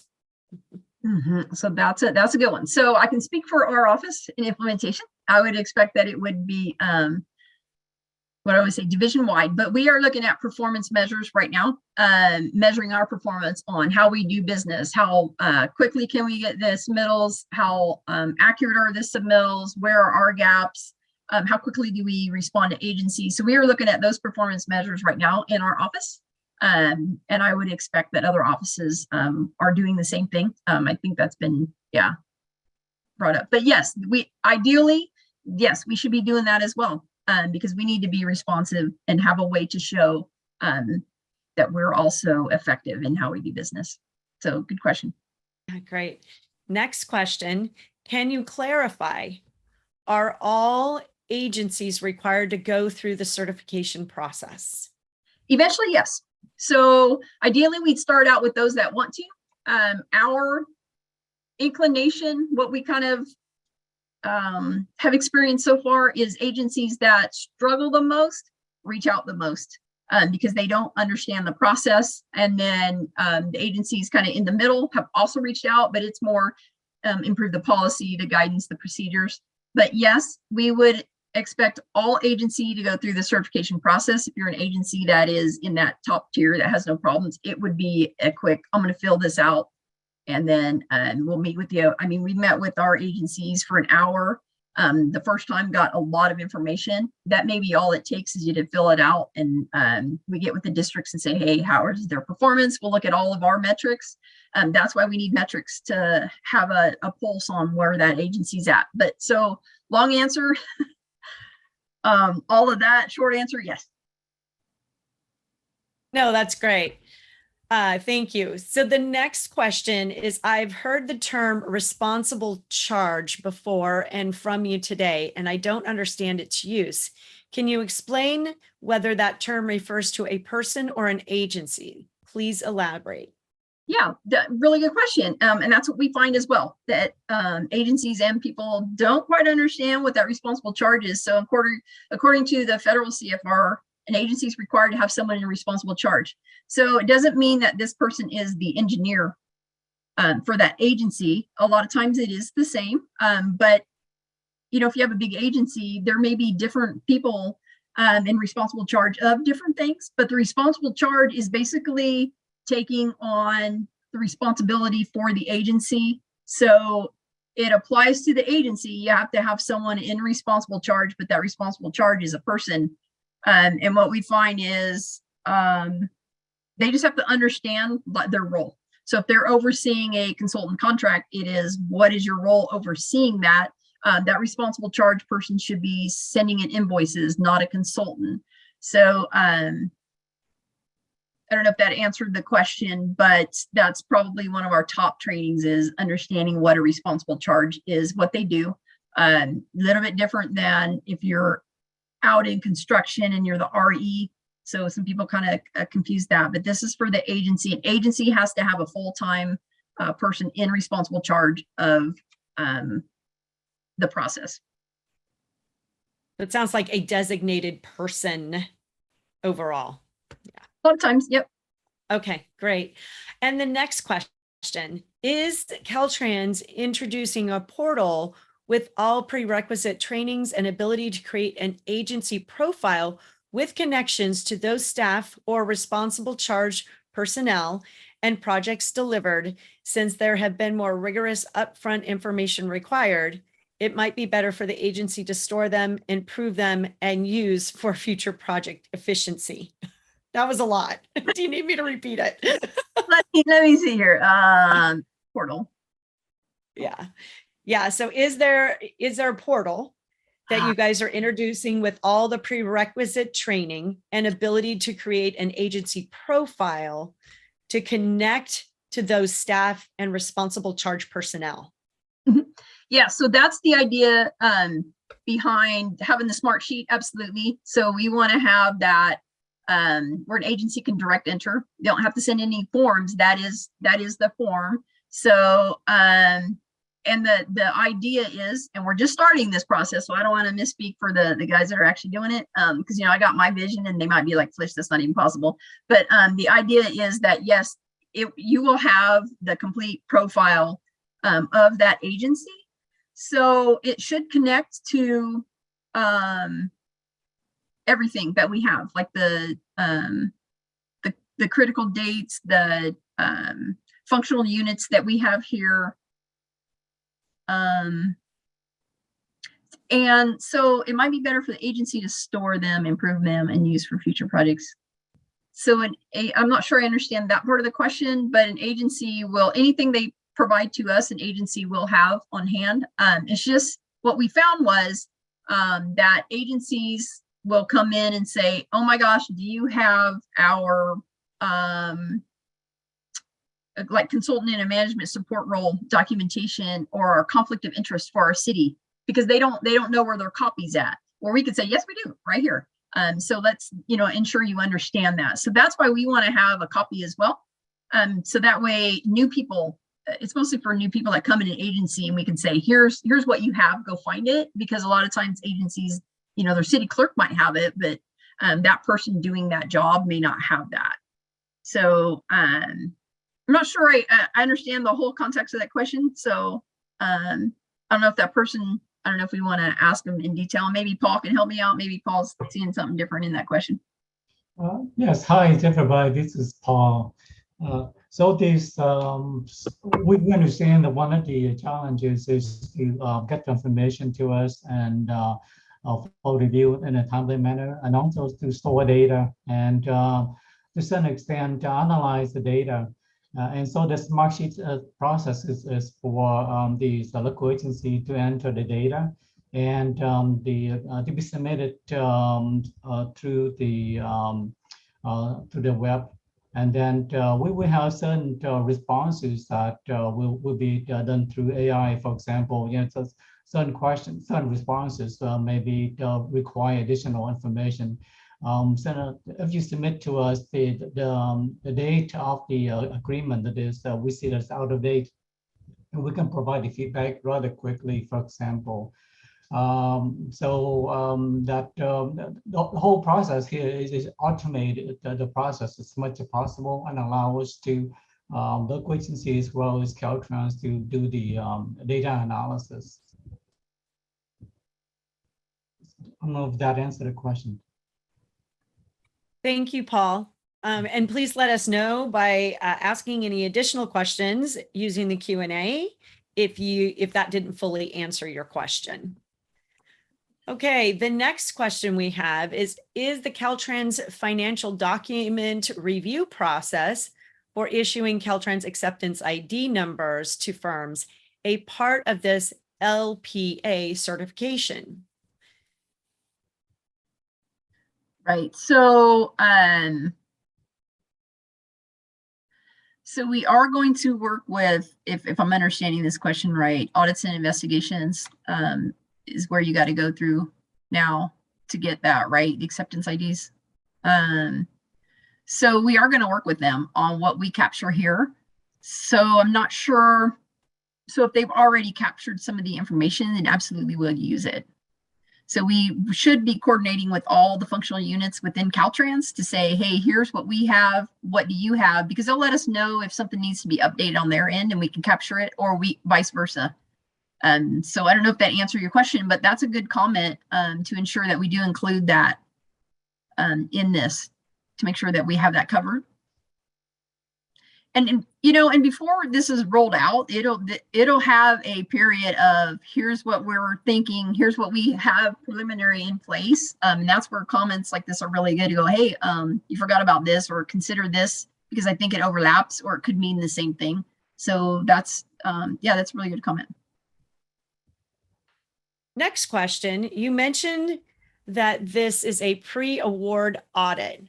Are there cases where a post-award audit would be allowed due to the timing of urgent projects and emergencies, funding requirements, etc.?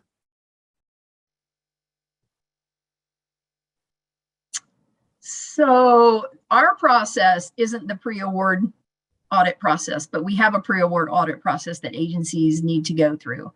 This is more assessing risk on an individual agency. They're kind of two separate things because a pre-award's done when an agency comes in the beginning before they even start their very first project. So we still have to have that in place unless you're talking about a pre-award on the consultant side, which is a little different. So are there cases where a post-award audit would be allowed? So if it's a brand new agency, no,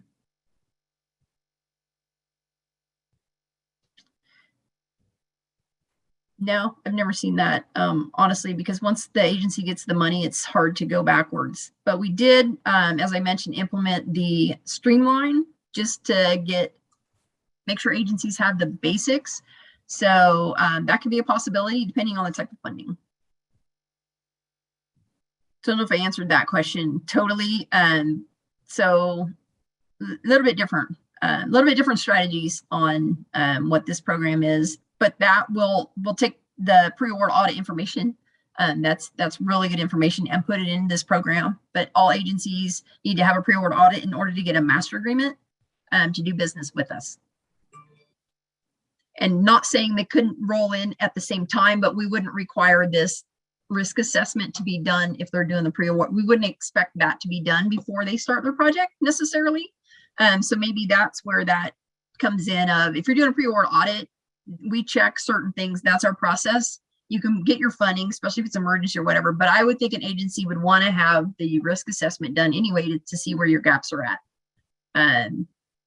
So we're trying to make it flexible, where if you already have funding, then we got to do what we got to do. But if you don't have funding yet and you're curious at what it's going to take, that's different.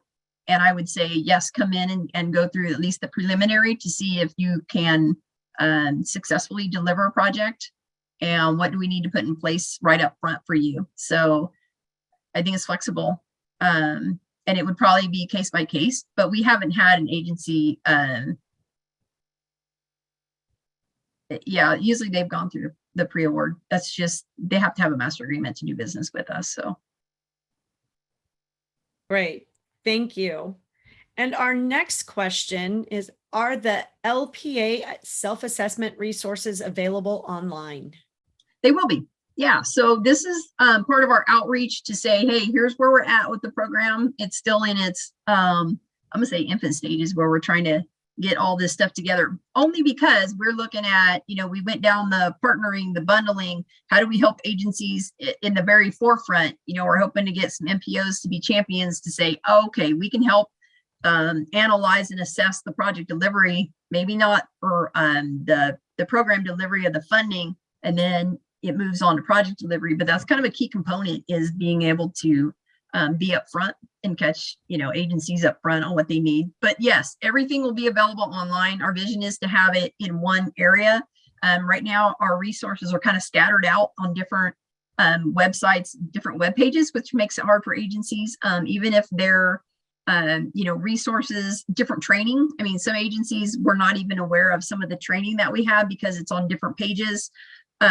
So our vision is that when you come in for assessment, our training and everything will be all linked under one place an agency can go to for assistance. A follow-up question on the on-demand training. Is there tracking so you can see how many professionals attend the training and who is asking for the training? So on the on-demand, the idea would be that they do get some type of certification at the end to show that they've done it. We also have a record that that they've done it for a couple of reasons. One is if they do get questioned, or if they get an audit or whatever, then we can show that yes, they took the training. It also shows us who, because if they have a new person, then we can reach out and go, oh, you have a different person. Are you aware of this training? Your predecessor or someone else in your agency has taken it. So to answer that question, yes, our vision would be we need to have that capability. So on the request the training, I'm not sure. That would be maybe a Sac State or Sherry question. I think they track that now on those. So yeah, if you take the on-demand, then it should register. You should get a certification at the end that will have your information on it. Yeah. I would like to add, Felicia, this is Paul. So we talk about personnel responsible, which are the key position in the federal delivery process. This person will also be keeping track of the training because this one of the critical element of the qualification process is the meeting the understand the project delivery process and have the meeting the minimum qualifications. Along with understand what needed to be done to deliver a project, the person also the person responsible charge. We also need to keep track of the training as well along with us. So if one staff is happened to be leaving, or then somebody else need to be brought on board, then the person responsible charge need to make sure that the new staff need to be trained. So that kind of along the vision that we're trying to establish. That's part of the smart sheet system. Thank you so much to both Paul and Felicia for this great information. It is now 10:35 and we are scheduled for a 5-minute break. And so again, thank you so much for this great information, and we'll see you back in 5 minutes.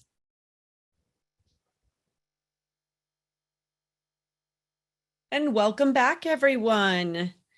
It is 10:40, and I would love to introduce James Peralt with Department of Transportation. Welcome, James. Hey, good morning. Can everyone hear me? Yes, we can. Hey, great, thank you. So yeah, good morning, everybody. My name is Jim Peralt. I am the District Local Assistance Engineer in District 6 in Fresno, and we serve the southern portion of the Central Valley with the 5 counties and 52 local agencies here. It's my honor and privilege today to introduce staff from Tulare County. We've worked with them for a number of years, and they have a long history of process improvement and a culture of excellence at their agency. And they were asked to present today on the secrets of project completion. And I can tell you that, as a district DLE here, we've worked with them for a number of years. With all their staff, have gone through lots and lots of projects with them, gone through lots of reviews with Federal Highways. They always perform very well on their projects and through those reviews. And so, it's my privilege to introduce them today. So today we'll hear from both Hernan and Carla. Hernan's the chief engineer, and Carla is their staff services analyst. So With that, I will turn the time over to, I believe, to Carla, I believe, or maybe Hernan will speak briefly. Thank you, Jim. As Jim mentioned, my name is Hernan Beltran. I'm the chief engineer. I've been in Tulare County for over 14 years already.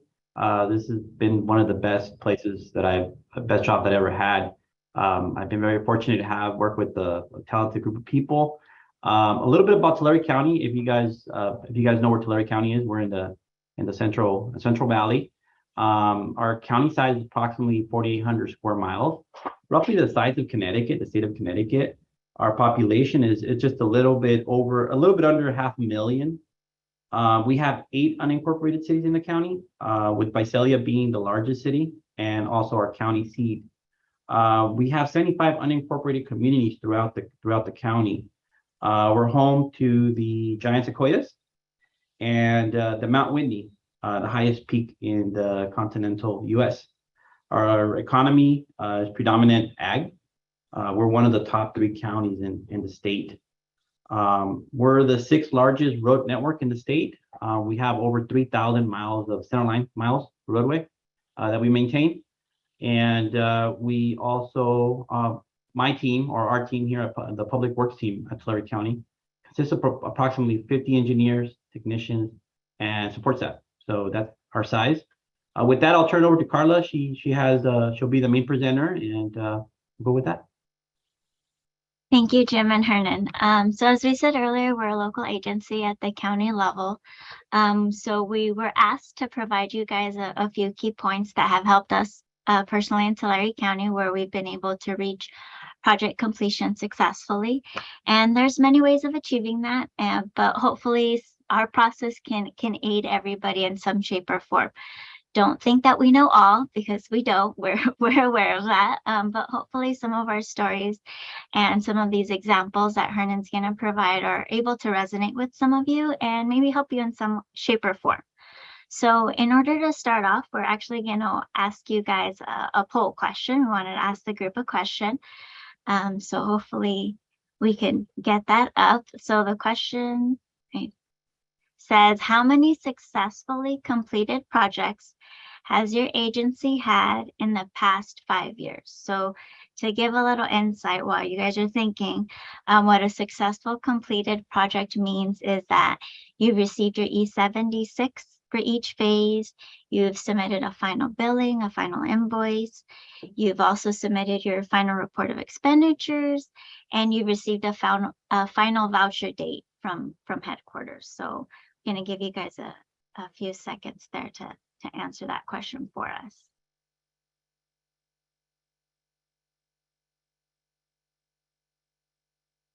We have about 100 responses so far.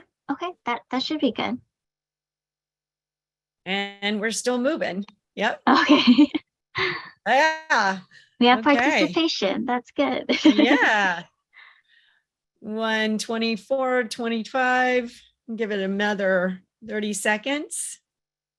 And this is just going to help us have some insight in what areas of our discussion we should emphasize, which ones we don't need to go so in depth. So hopefully we can see the results in a few seconds. Yep. Yep. We're at about 139 responses. It's about 49%, 140. Okay. Yep. I think we can go ahead and close it now. We have about 140. Whoop, wait, a couple more people are going in. Okay, here we go. Okay. All right. Let's see the results. So about 45% of you do about had 5 projects completed, and then another 34, about 10 or more projects. So that's good. That means we're getting to the finish line, which is the point. The plan and our presentation is going to be a bit brief, but we just want to make sure that there are some takeaways at the end. So our presentation, we developed the 4 C's. So hopefully something sticks of the presentation. So our next slide shows the 4 C's. So it's going to be communication, collaboration, carefulness, and consistency. So each of the slides are going to give you a few bullets of how we do it in Tulare County and hopefully how they can benefit you as well. So we know that some agencies might be already doing some of these things. They might be already in place, but hopefully we can give you some ideas of how to maybe improve them or even implement them if you don't have them already. And then Hernan's going to be chiming in throughout the presentation to give you some of these real world examples and the stories that we've had here, and to show you why we think it's important that you implement the 4 C's in order to help the rest of the agencies get to that project completion. So to start off, it's going to be communication. So we know that communication can be done in a variety of ways. So it can be done over the phone, it could be done in person, virtually, like we're doing right now. Communication is just key. It needs to happen. And so what we do here at Tulare County is we try to include everybody, all of these stakeholders from the beginning, because this is going to ensure that there's a good perspective, there's a good overview of the project in general. So we also like to meet early on with any type of affected property owners. That way, if let's say there is some type of resistance for a project, we're able to nip in the butt any type of resistance, or we try to get their perspective ahead of schedule to hopefully maybe we can make adjustments. Maybe there's an adjustment we need to make in design. We're able to do that early on and not make any delays later on. And also, being a part of a project from the start and being still in communications with the project all the way to construction until it's finished, we feel that it definitely helps the attitude of our staff and motivation, because you're able to see that, you know, there is an end result. You're not just stuck with one part of the project. And being that we're a smaller agency, we like to consider ourselves a team, right? So we know that our agency is a team, that we're not, you know, just divisions, departments, everybody's a whole. And personally, our county, we do have it easy in the sense that we are able to see, you know, cross-functioning dynamics in all of our projects. And also this ensures that we do make it to the finish line and that we do meet that end goal of having a project be successful and actually get completed. Hernan, anything to add? Yeah, thank you, Carla. Yeah, we've been very fortunate, as mentioned. You know, we have a talented group of staff here at Tulare County. When we first initiate a project, we typically have roundtable meeting, you know, just to go over the project scope in detail, and you know, with all the stakeholders, we bring everybody to the table. We bring the right-of-way unit, we bring our utility unit, our surveyors, our construction management team, and even our planning division. People who are going to be doing the CEQAs, the environmental for us. During the meeting, we go over project schedule and any possible hurdles that might affect project delivery. Throughout the course of the project, we also have periodic meetings. It all depends on the need. Sometimes we meet sooner. We meet frequently, a weekly basis if we feel like there's any issues.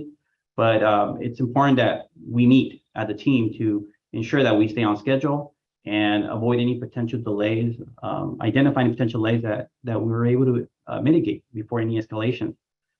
This just ensures that everybody is on board. So meetings are important, project meetings are important. We also find that one of the things that we find to be key to a successful project delivery is early outreach. As Carla mentioned, you know, we like to reach out at an early stage of the project. We find that early outreach is the most efficient way of establishing contact and address property owners' concerns and needs. One example that I have is, you know, attending a community meeting in the Early Mart area. I don't know if you guys know Early Mart, but I remember going to the town hall meeting and, you know, presenting our sidewalk project. Initially, the project wasn't well received by the community. You know, let's face it, nobody likes change or to be inconvenient. So it's our opportunity to demonstrate to the community, like, we're here to support you guys. We're here to provide positive change to the community. We were able, through these outreach meetings, we were able to effectively communicate and demonstrate the importance of the project and the overall benefit to the community. The meeting also helps establish contact with property owners at an early stage, allowing affected property owners to voice their concerns and provide valuable feedback, because some people just want to really be heard. They just want to say, they want to complain. And I mean, listening to people, it's a big factor. We also get feedback from them, things that the engineers didn't account for. So it's very important. Early outreach is very important for us. Thank you, Hernan. And also along with our second C, it is collaboration. So we do have knowledgeable staff, and we have staff that's trained and capable in any step of the process of our projects. So we do use consultants. We're not going to say we don't. We do. So sometimes, you know, for workload purposes or for resource balancing, but we do have the right mix of knowledgeable people on staff that is able to handle any aspect of the entire project. So we don't have to rely on other services that are out of our control that sometimes might cause delays. So for example, if it's design, if it's environmental, right-of-way acquisitions, or even construction management, we do have people on staff who can quickly take on this role and actually move the project forward. So this independency doesn't limit us in having any lags or gaps in the project delivery. It just allows us to just keep moving. And if we do need to make adjustments, we can make it on the fly because we do have knowledgeable staff. And similarly to the previous point, we do try to train our team on the full scope of the project delivery. So we do have specialists. So for example, you know, property specialists, and that they're experts in their certain aspect of the process, but they do understand the process of the whole project from start to finish, in the sense that everybody on our team has basic design features and elements. They understand them, and they're able to contribute whenever we do have reviews. They're able to look at a plan, understand what the plan means, understand the different colors, you know, things like that. They're able to read a plan, even if they're not engineers or designers that made the plan. Hernan, anything to add? Yeah, no, thank you, Carla. To add to what Carla was saying, you know, we've been very fortunate to have a great team, and really it's the great working culture that we have. Everyone in our team understands the common goal, which is project delivery. I feel like the established work culture has allowed our team to be versatile and adaptable to the agency's needs. So it's very important to have a great team. One example that comes to my mind is at the beginning of the COVID-19 pandemic. We all remember what a challenge that was. First weeks, months, you know, the uncertainty with COVID. Most of us were ready for remote work, at least in our agency. But however, we just having a strong, unified team made a huge difference for us. It allowed us to rapidly transition to a remote platform.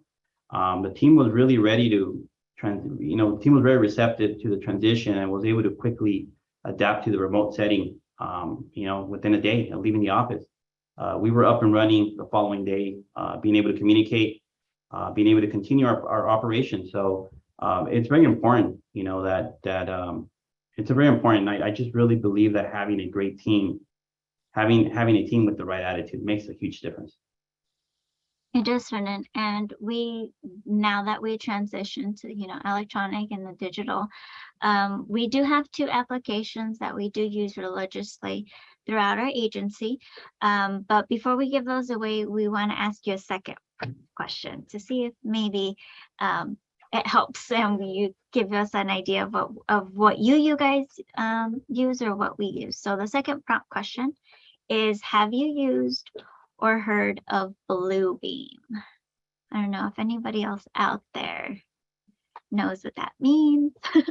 Yeah, it looks like there are. But we're getting a lot of responses very quickly here. That's good. They're awake. I haven't bored Yep. anybody. They are. We have about 140, 150 responses so far, and about 59% have heard of it. Oh, that's great. Good. Yeah, we've got about 40%, 64 responses saying no, they've never heard of it or used it before. And then we have 2% says maybe, question Okay. mark. Okay. Yeah, so you've got about a 60-39 split there with a couple on the fence. Yep. Okay. Well, to explain to those that don't know what Bluebeam is, it's an application that we use for all of our project reviews. So this project is something that we use to do our plan reviews and even document reviews. So it facilitates the process for us because it's a live document. So it allows several people to log in at the same time or at different times and comment on one document. So all of the comments are facilitated, they're streamlined, and it's not somebody where you have to wait for somebody else to review and then it's their turn. So all of this application was able to allow our process to be shortened. So our review time definitely shortened, and addressing any of these comments was streamlined because we didn't have to combine PDFs anymore or, try to convert it to Excel. This program does it all for you. So this is a program that we thought would be beneficial for others that haven't heard about it. So now our third question, hopefully our prompt question can go up, is, does your agency use Microsoft Teams? So we know that it's out there. It's been out there for a while, but we don't know if there's a lot of other agencies in the area that don't really use it. So we wanted to know if statewide, anybody else does.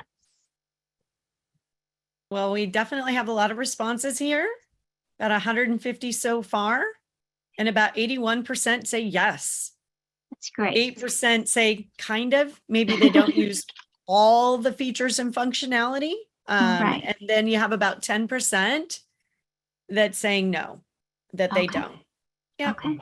Okay. Well, we used to not use Microsoft Teams, but then we transitioned and now we start to use Microsoft Teams on a daily basis. It has a lot of features. It has chat features. It has a way to do sharing of also live documents, Word documents, Excel. You all can log in at the same time, comment, but also has a pretty cool feature that we've been able to implement is that it connects with Microsoft Planner.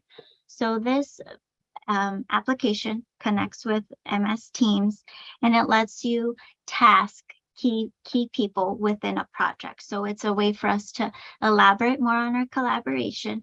And it even helps us with our organizational skills because at tasking at certain areas or certain stages of a project, you're able to keep the project moving forward, but you're also letting everybody know the step or the status of this particular project. Because if you task somebody, let's say that's a property specialist, the project manager is still aware that, hey, somebody tasked this property specialist to do a specific thing, and everybody is notified because you could do it through a notification. You can get even a specific email that says, hey, you've been tasked.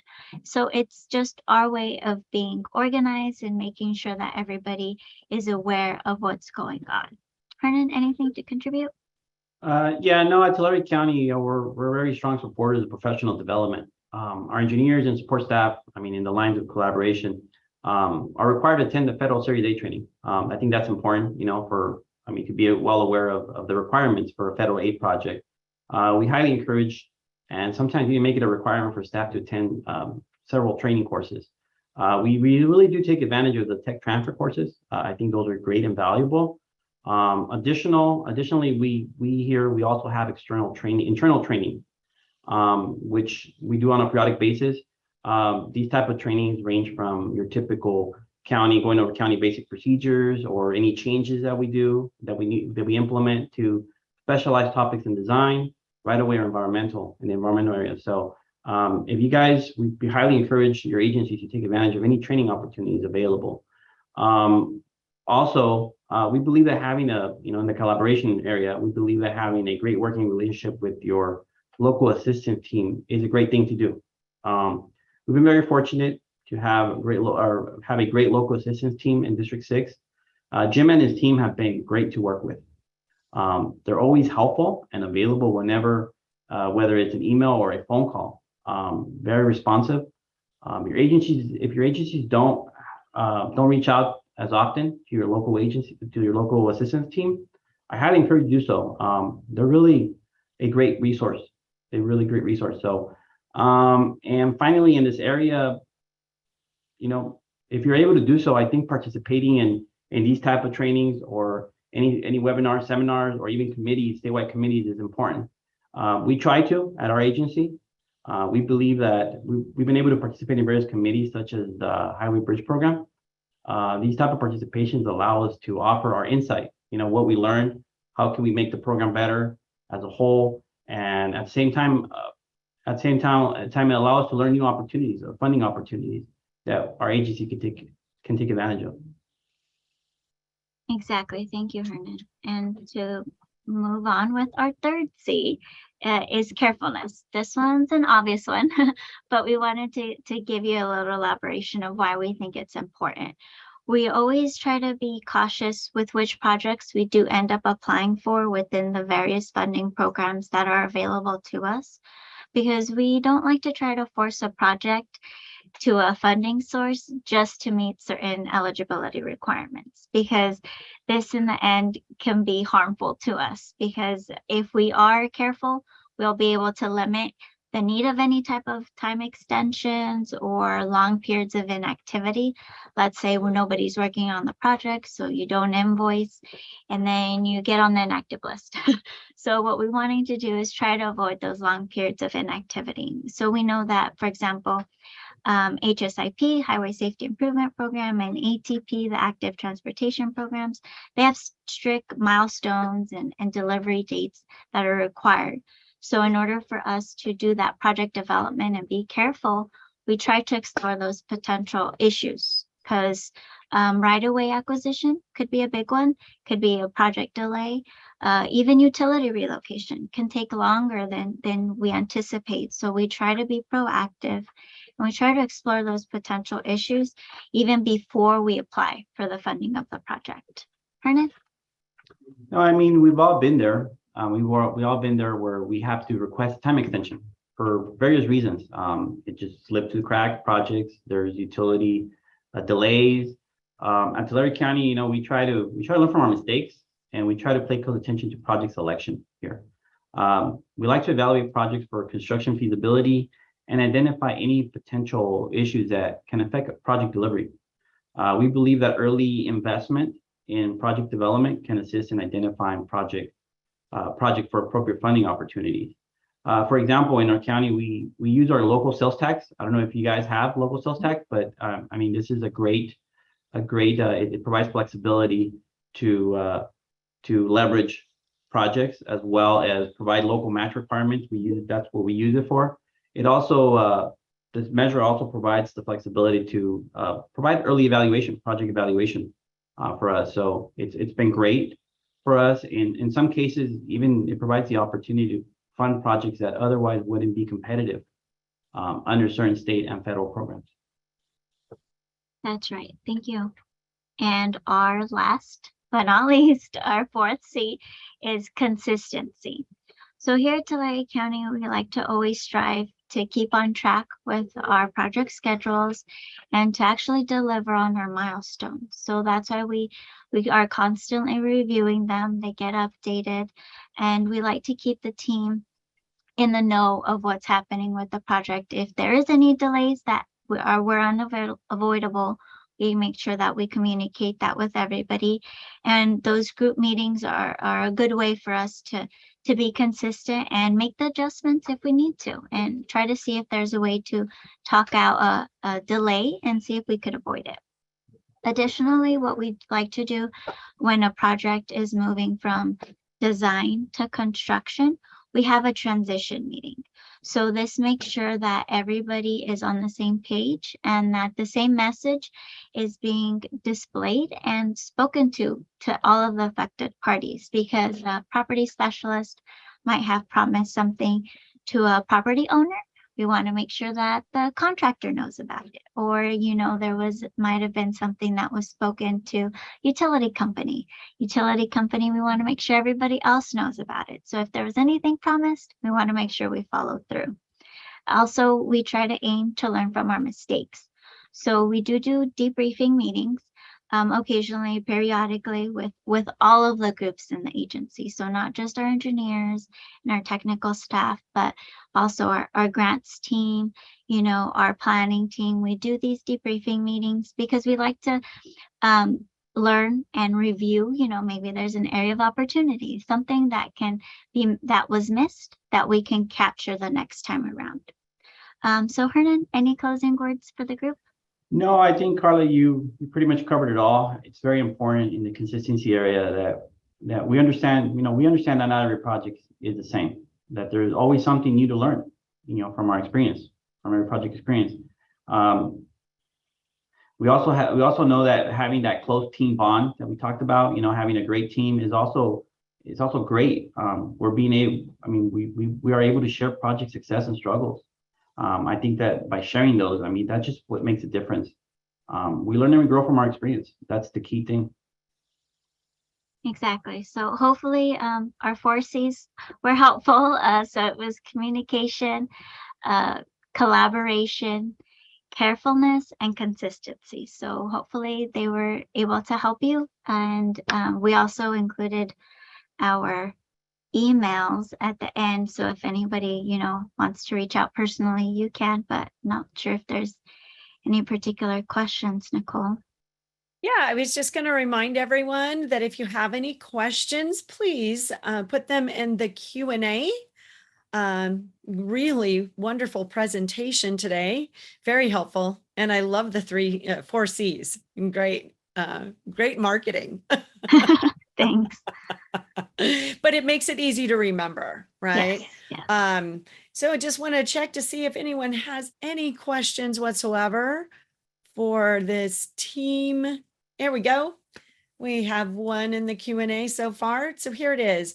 Can you discuss briefly on how you coordinate the CIP budget with the finance department? Who initiates the process? And do you have a 5-year CIP plan, adopt an annual budget? So there's a lot there.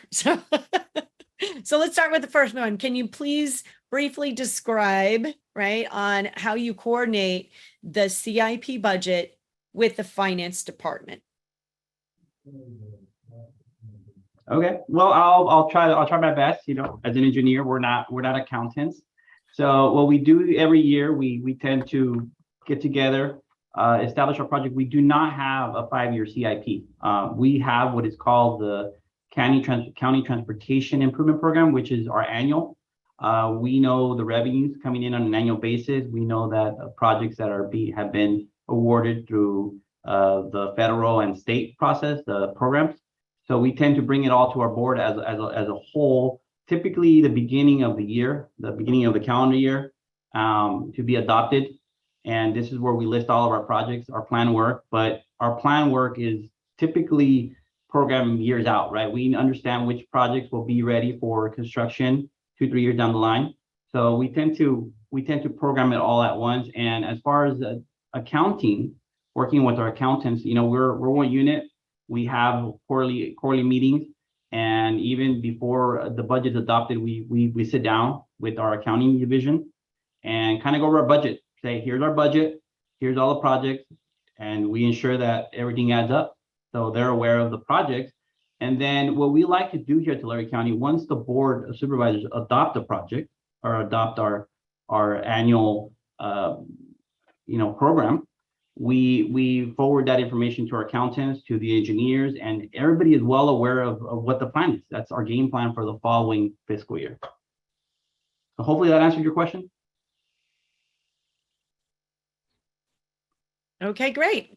And if not, please feel free to add more questions in the Q&A. The next question, how do you keep the project team feeling responsible / accountable? And then it goes on to say, in our agency, the main project manager is pretty much the only one who is accountable because their name is attached to the project. All plan reviewers and other support departments such as real estate, fiscal, etc., are not on the hook to be responsible. A lot of delays are due to internal team members not responding to requests on time. So how do you manage this process successfully? Well, what we do have is we have constant team meetings, and in the group meetings that we do have, we make sure that we include everybody that needs to be accountable for. So we have the project manager, we have the project engineer, that the one that does the ins and outs of the project plans. We have our graphics team that's also involved. So if there's anything that needs to be added to the plan, our right-of-way team is also included in the same project meeting. And we have agendas, we have tasks. So there's always reminders and, names are attached to each specific task. So it's not like, okay, this is your project, you're the only one responsible. But we do include names of everybody else so everybody knows what they're responsible for. And we make sure that they're reminded of it as well. Hernan, anything? No, I think that's a valid question. As an engineer, you're the one stamping the plans, you're the one responsible. And sometimes it's very hard to get the feedback that you need, to successfully complete a project. I believe that a lot of it is just the mutual respect, within other teams and say, hey, I really need your help. And that's where I say about having a great team makes a huge difference because, everybody understands the common goal. And this is not a one-person show. At least for us, it's not a one-person show. It's like we're a team. If one fails, we all fail. So it's very important that everybody understands. It goes back to the work culture, I feel, having the right team selected, choosing the right people, and reinforcing it. I think a lot of it is reinforcement. And I feel like there's software out there, like what Carla mentioned, our Microsoft Teams. It's very important. You could clearly see who's handed a task. And that's where reminders need to be sent. Typically, people work well with reminders. Nobody wants to be in the hot water. So I know we all get there where we tend to forget or so. But I think at the end of the day, our team is just, they're really responsive. Excellent. Thank you so much. So the next question is, sounds like you have a full team of qualified individuals for project delivery on grant funded projects. Are you hiring? We're always looking for great people. If you guys want to work at Tulare County, we more than welcome. You guys have my information. Please send me an email with a resume. We're always looking for people. There you go. All right. Next question. How do you deal with Caltrans internal conflicts, such as environmental, that want a small project footprint and traffic operations that may push for safety features, resulting in bigger projects? Well, we've been very fortunate. I think the key really is, we have a great team here. Our planners, our environmental planners are a great team. We try to evaluate initially. We evaluate this. If we have any questions, that's where I say that the actual having that close connection, working relationship with Caltrans makes a difference. Reaching out to our District 6 team, say, hey guys, we have a project here. We have a question. Being able to just answer those questions they're very helpful. So I strongly suggest reaching out. Early communication is very important. So if you guys feel that something's gonna go sideways, I think that take advantage of that. Talk to your local assistants, talk to your planning, your environmental division. I think it's trying to get it resolved up front. I know that Caltrans, we've been there where we actually, we're required to do more. It happens. It happens to all. It's just trying to get that communication started at an early stage makes a difference.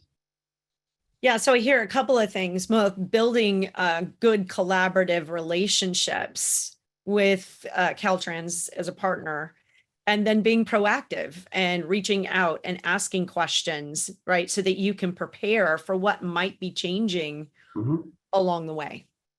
Yeah, very good. And then we have our last question.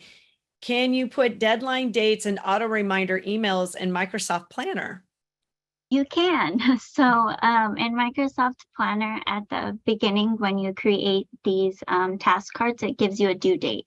So the due date, as it gets closer, it changes color, but once it gets past the deadline, it turned red. So you can do it that way. It gives you a highlight from your planner exactly.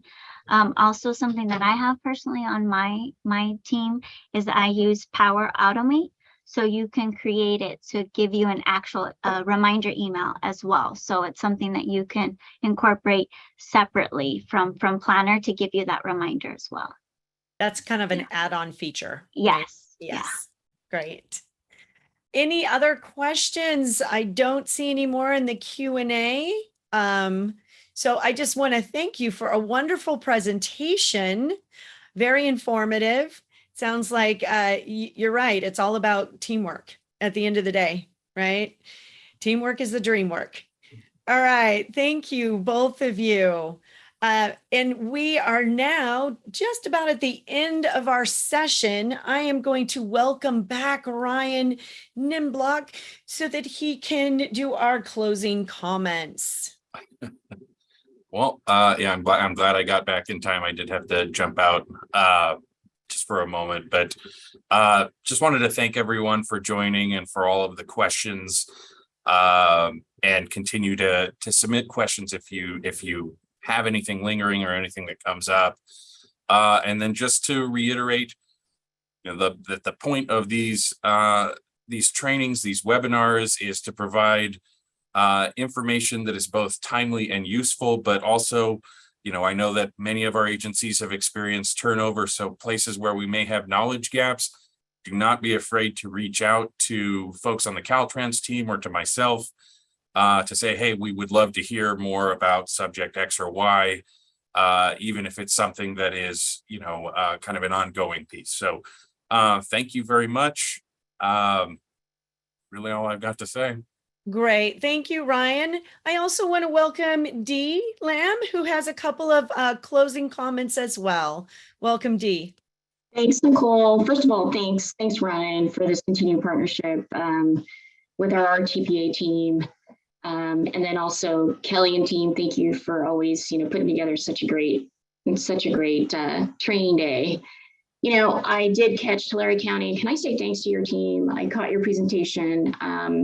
And your 4 C's, definitely very enlightening. Here at Local Assistance, we just launched an organizational assessment into, you know, a dive, and really from a staff level. Remember, like you said, it's the teamwork. So our approach was, you know, how do we work with our staff to kind of instill a culture where you can see elements of that 4C practiced? So we're working on, you know, very similar principles and cornerstones. Like what you shared, Tulare County. I mean, I echo, and I think one of the big things, you know, as you were speaking, one of the big things and objectives that we want to focus on is how do we strengthen relationships, but strengthen those relationships where we become more agile as an organization to respond to your needs. So by listening to, you know, the counties and cities and regions on your best practices helps us as a local assistance program assist better, look at, you know, need-based type of training. I think to your point, Ryan, you know, continuing to have our agencies reach out regardless of the challenges is vital.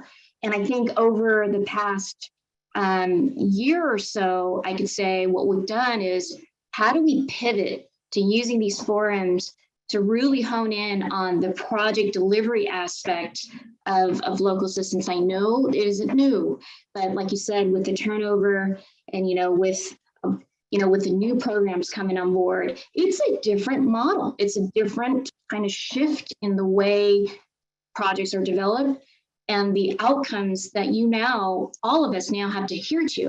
And they're aspirational, right?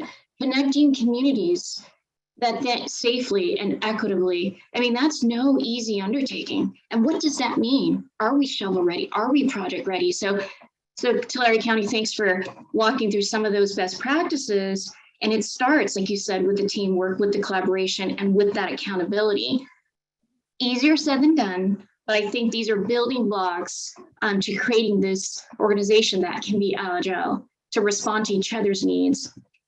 So amongst a myriad of other objectives I won't list, but I think that one really stuck in my mind as you spoke, and want to thank you for that. And quick pitch for the audience out there, if you have, you know, I'd love to have another agency present at the next training day. It's so effective. So it's a nice way to hear from different voices and from different regions and different areas. I think even by the questions that were asked, when that asked from the audience to Tulare County, I think it's a pulse of that interest and that those needs. And so thank you. That's it that I've got going. So I know you've got the rest of the afternoon. I want to thank everybody for attending. Looking forward to the next meeting. Yes. Thank you so much, Dee. Really appreciate you coming in and talking to us today. A couple of things. I did see a question, but before I jump into the question, I do want to remind everyone that there is a survey that we really would appreciate your feedback. So please look at the chat. The link for that survey is in the chat. Promise it will not take very long, but we really do take your feedback seriously and make adjustments to make this the best experience for you.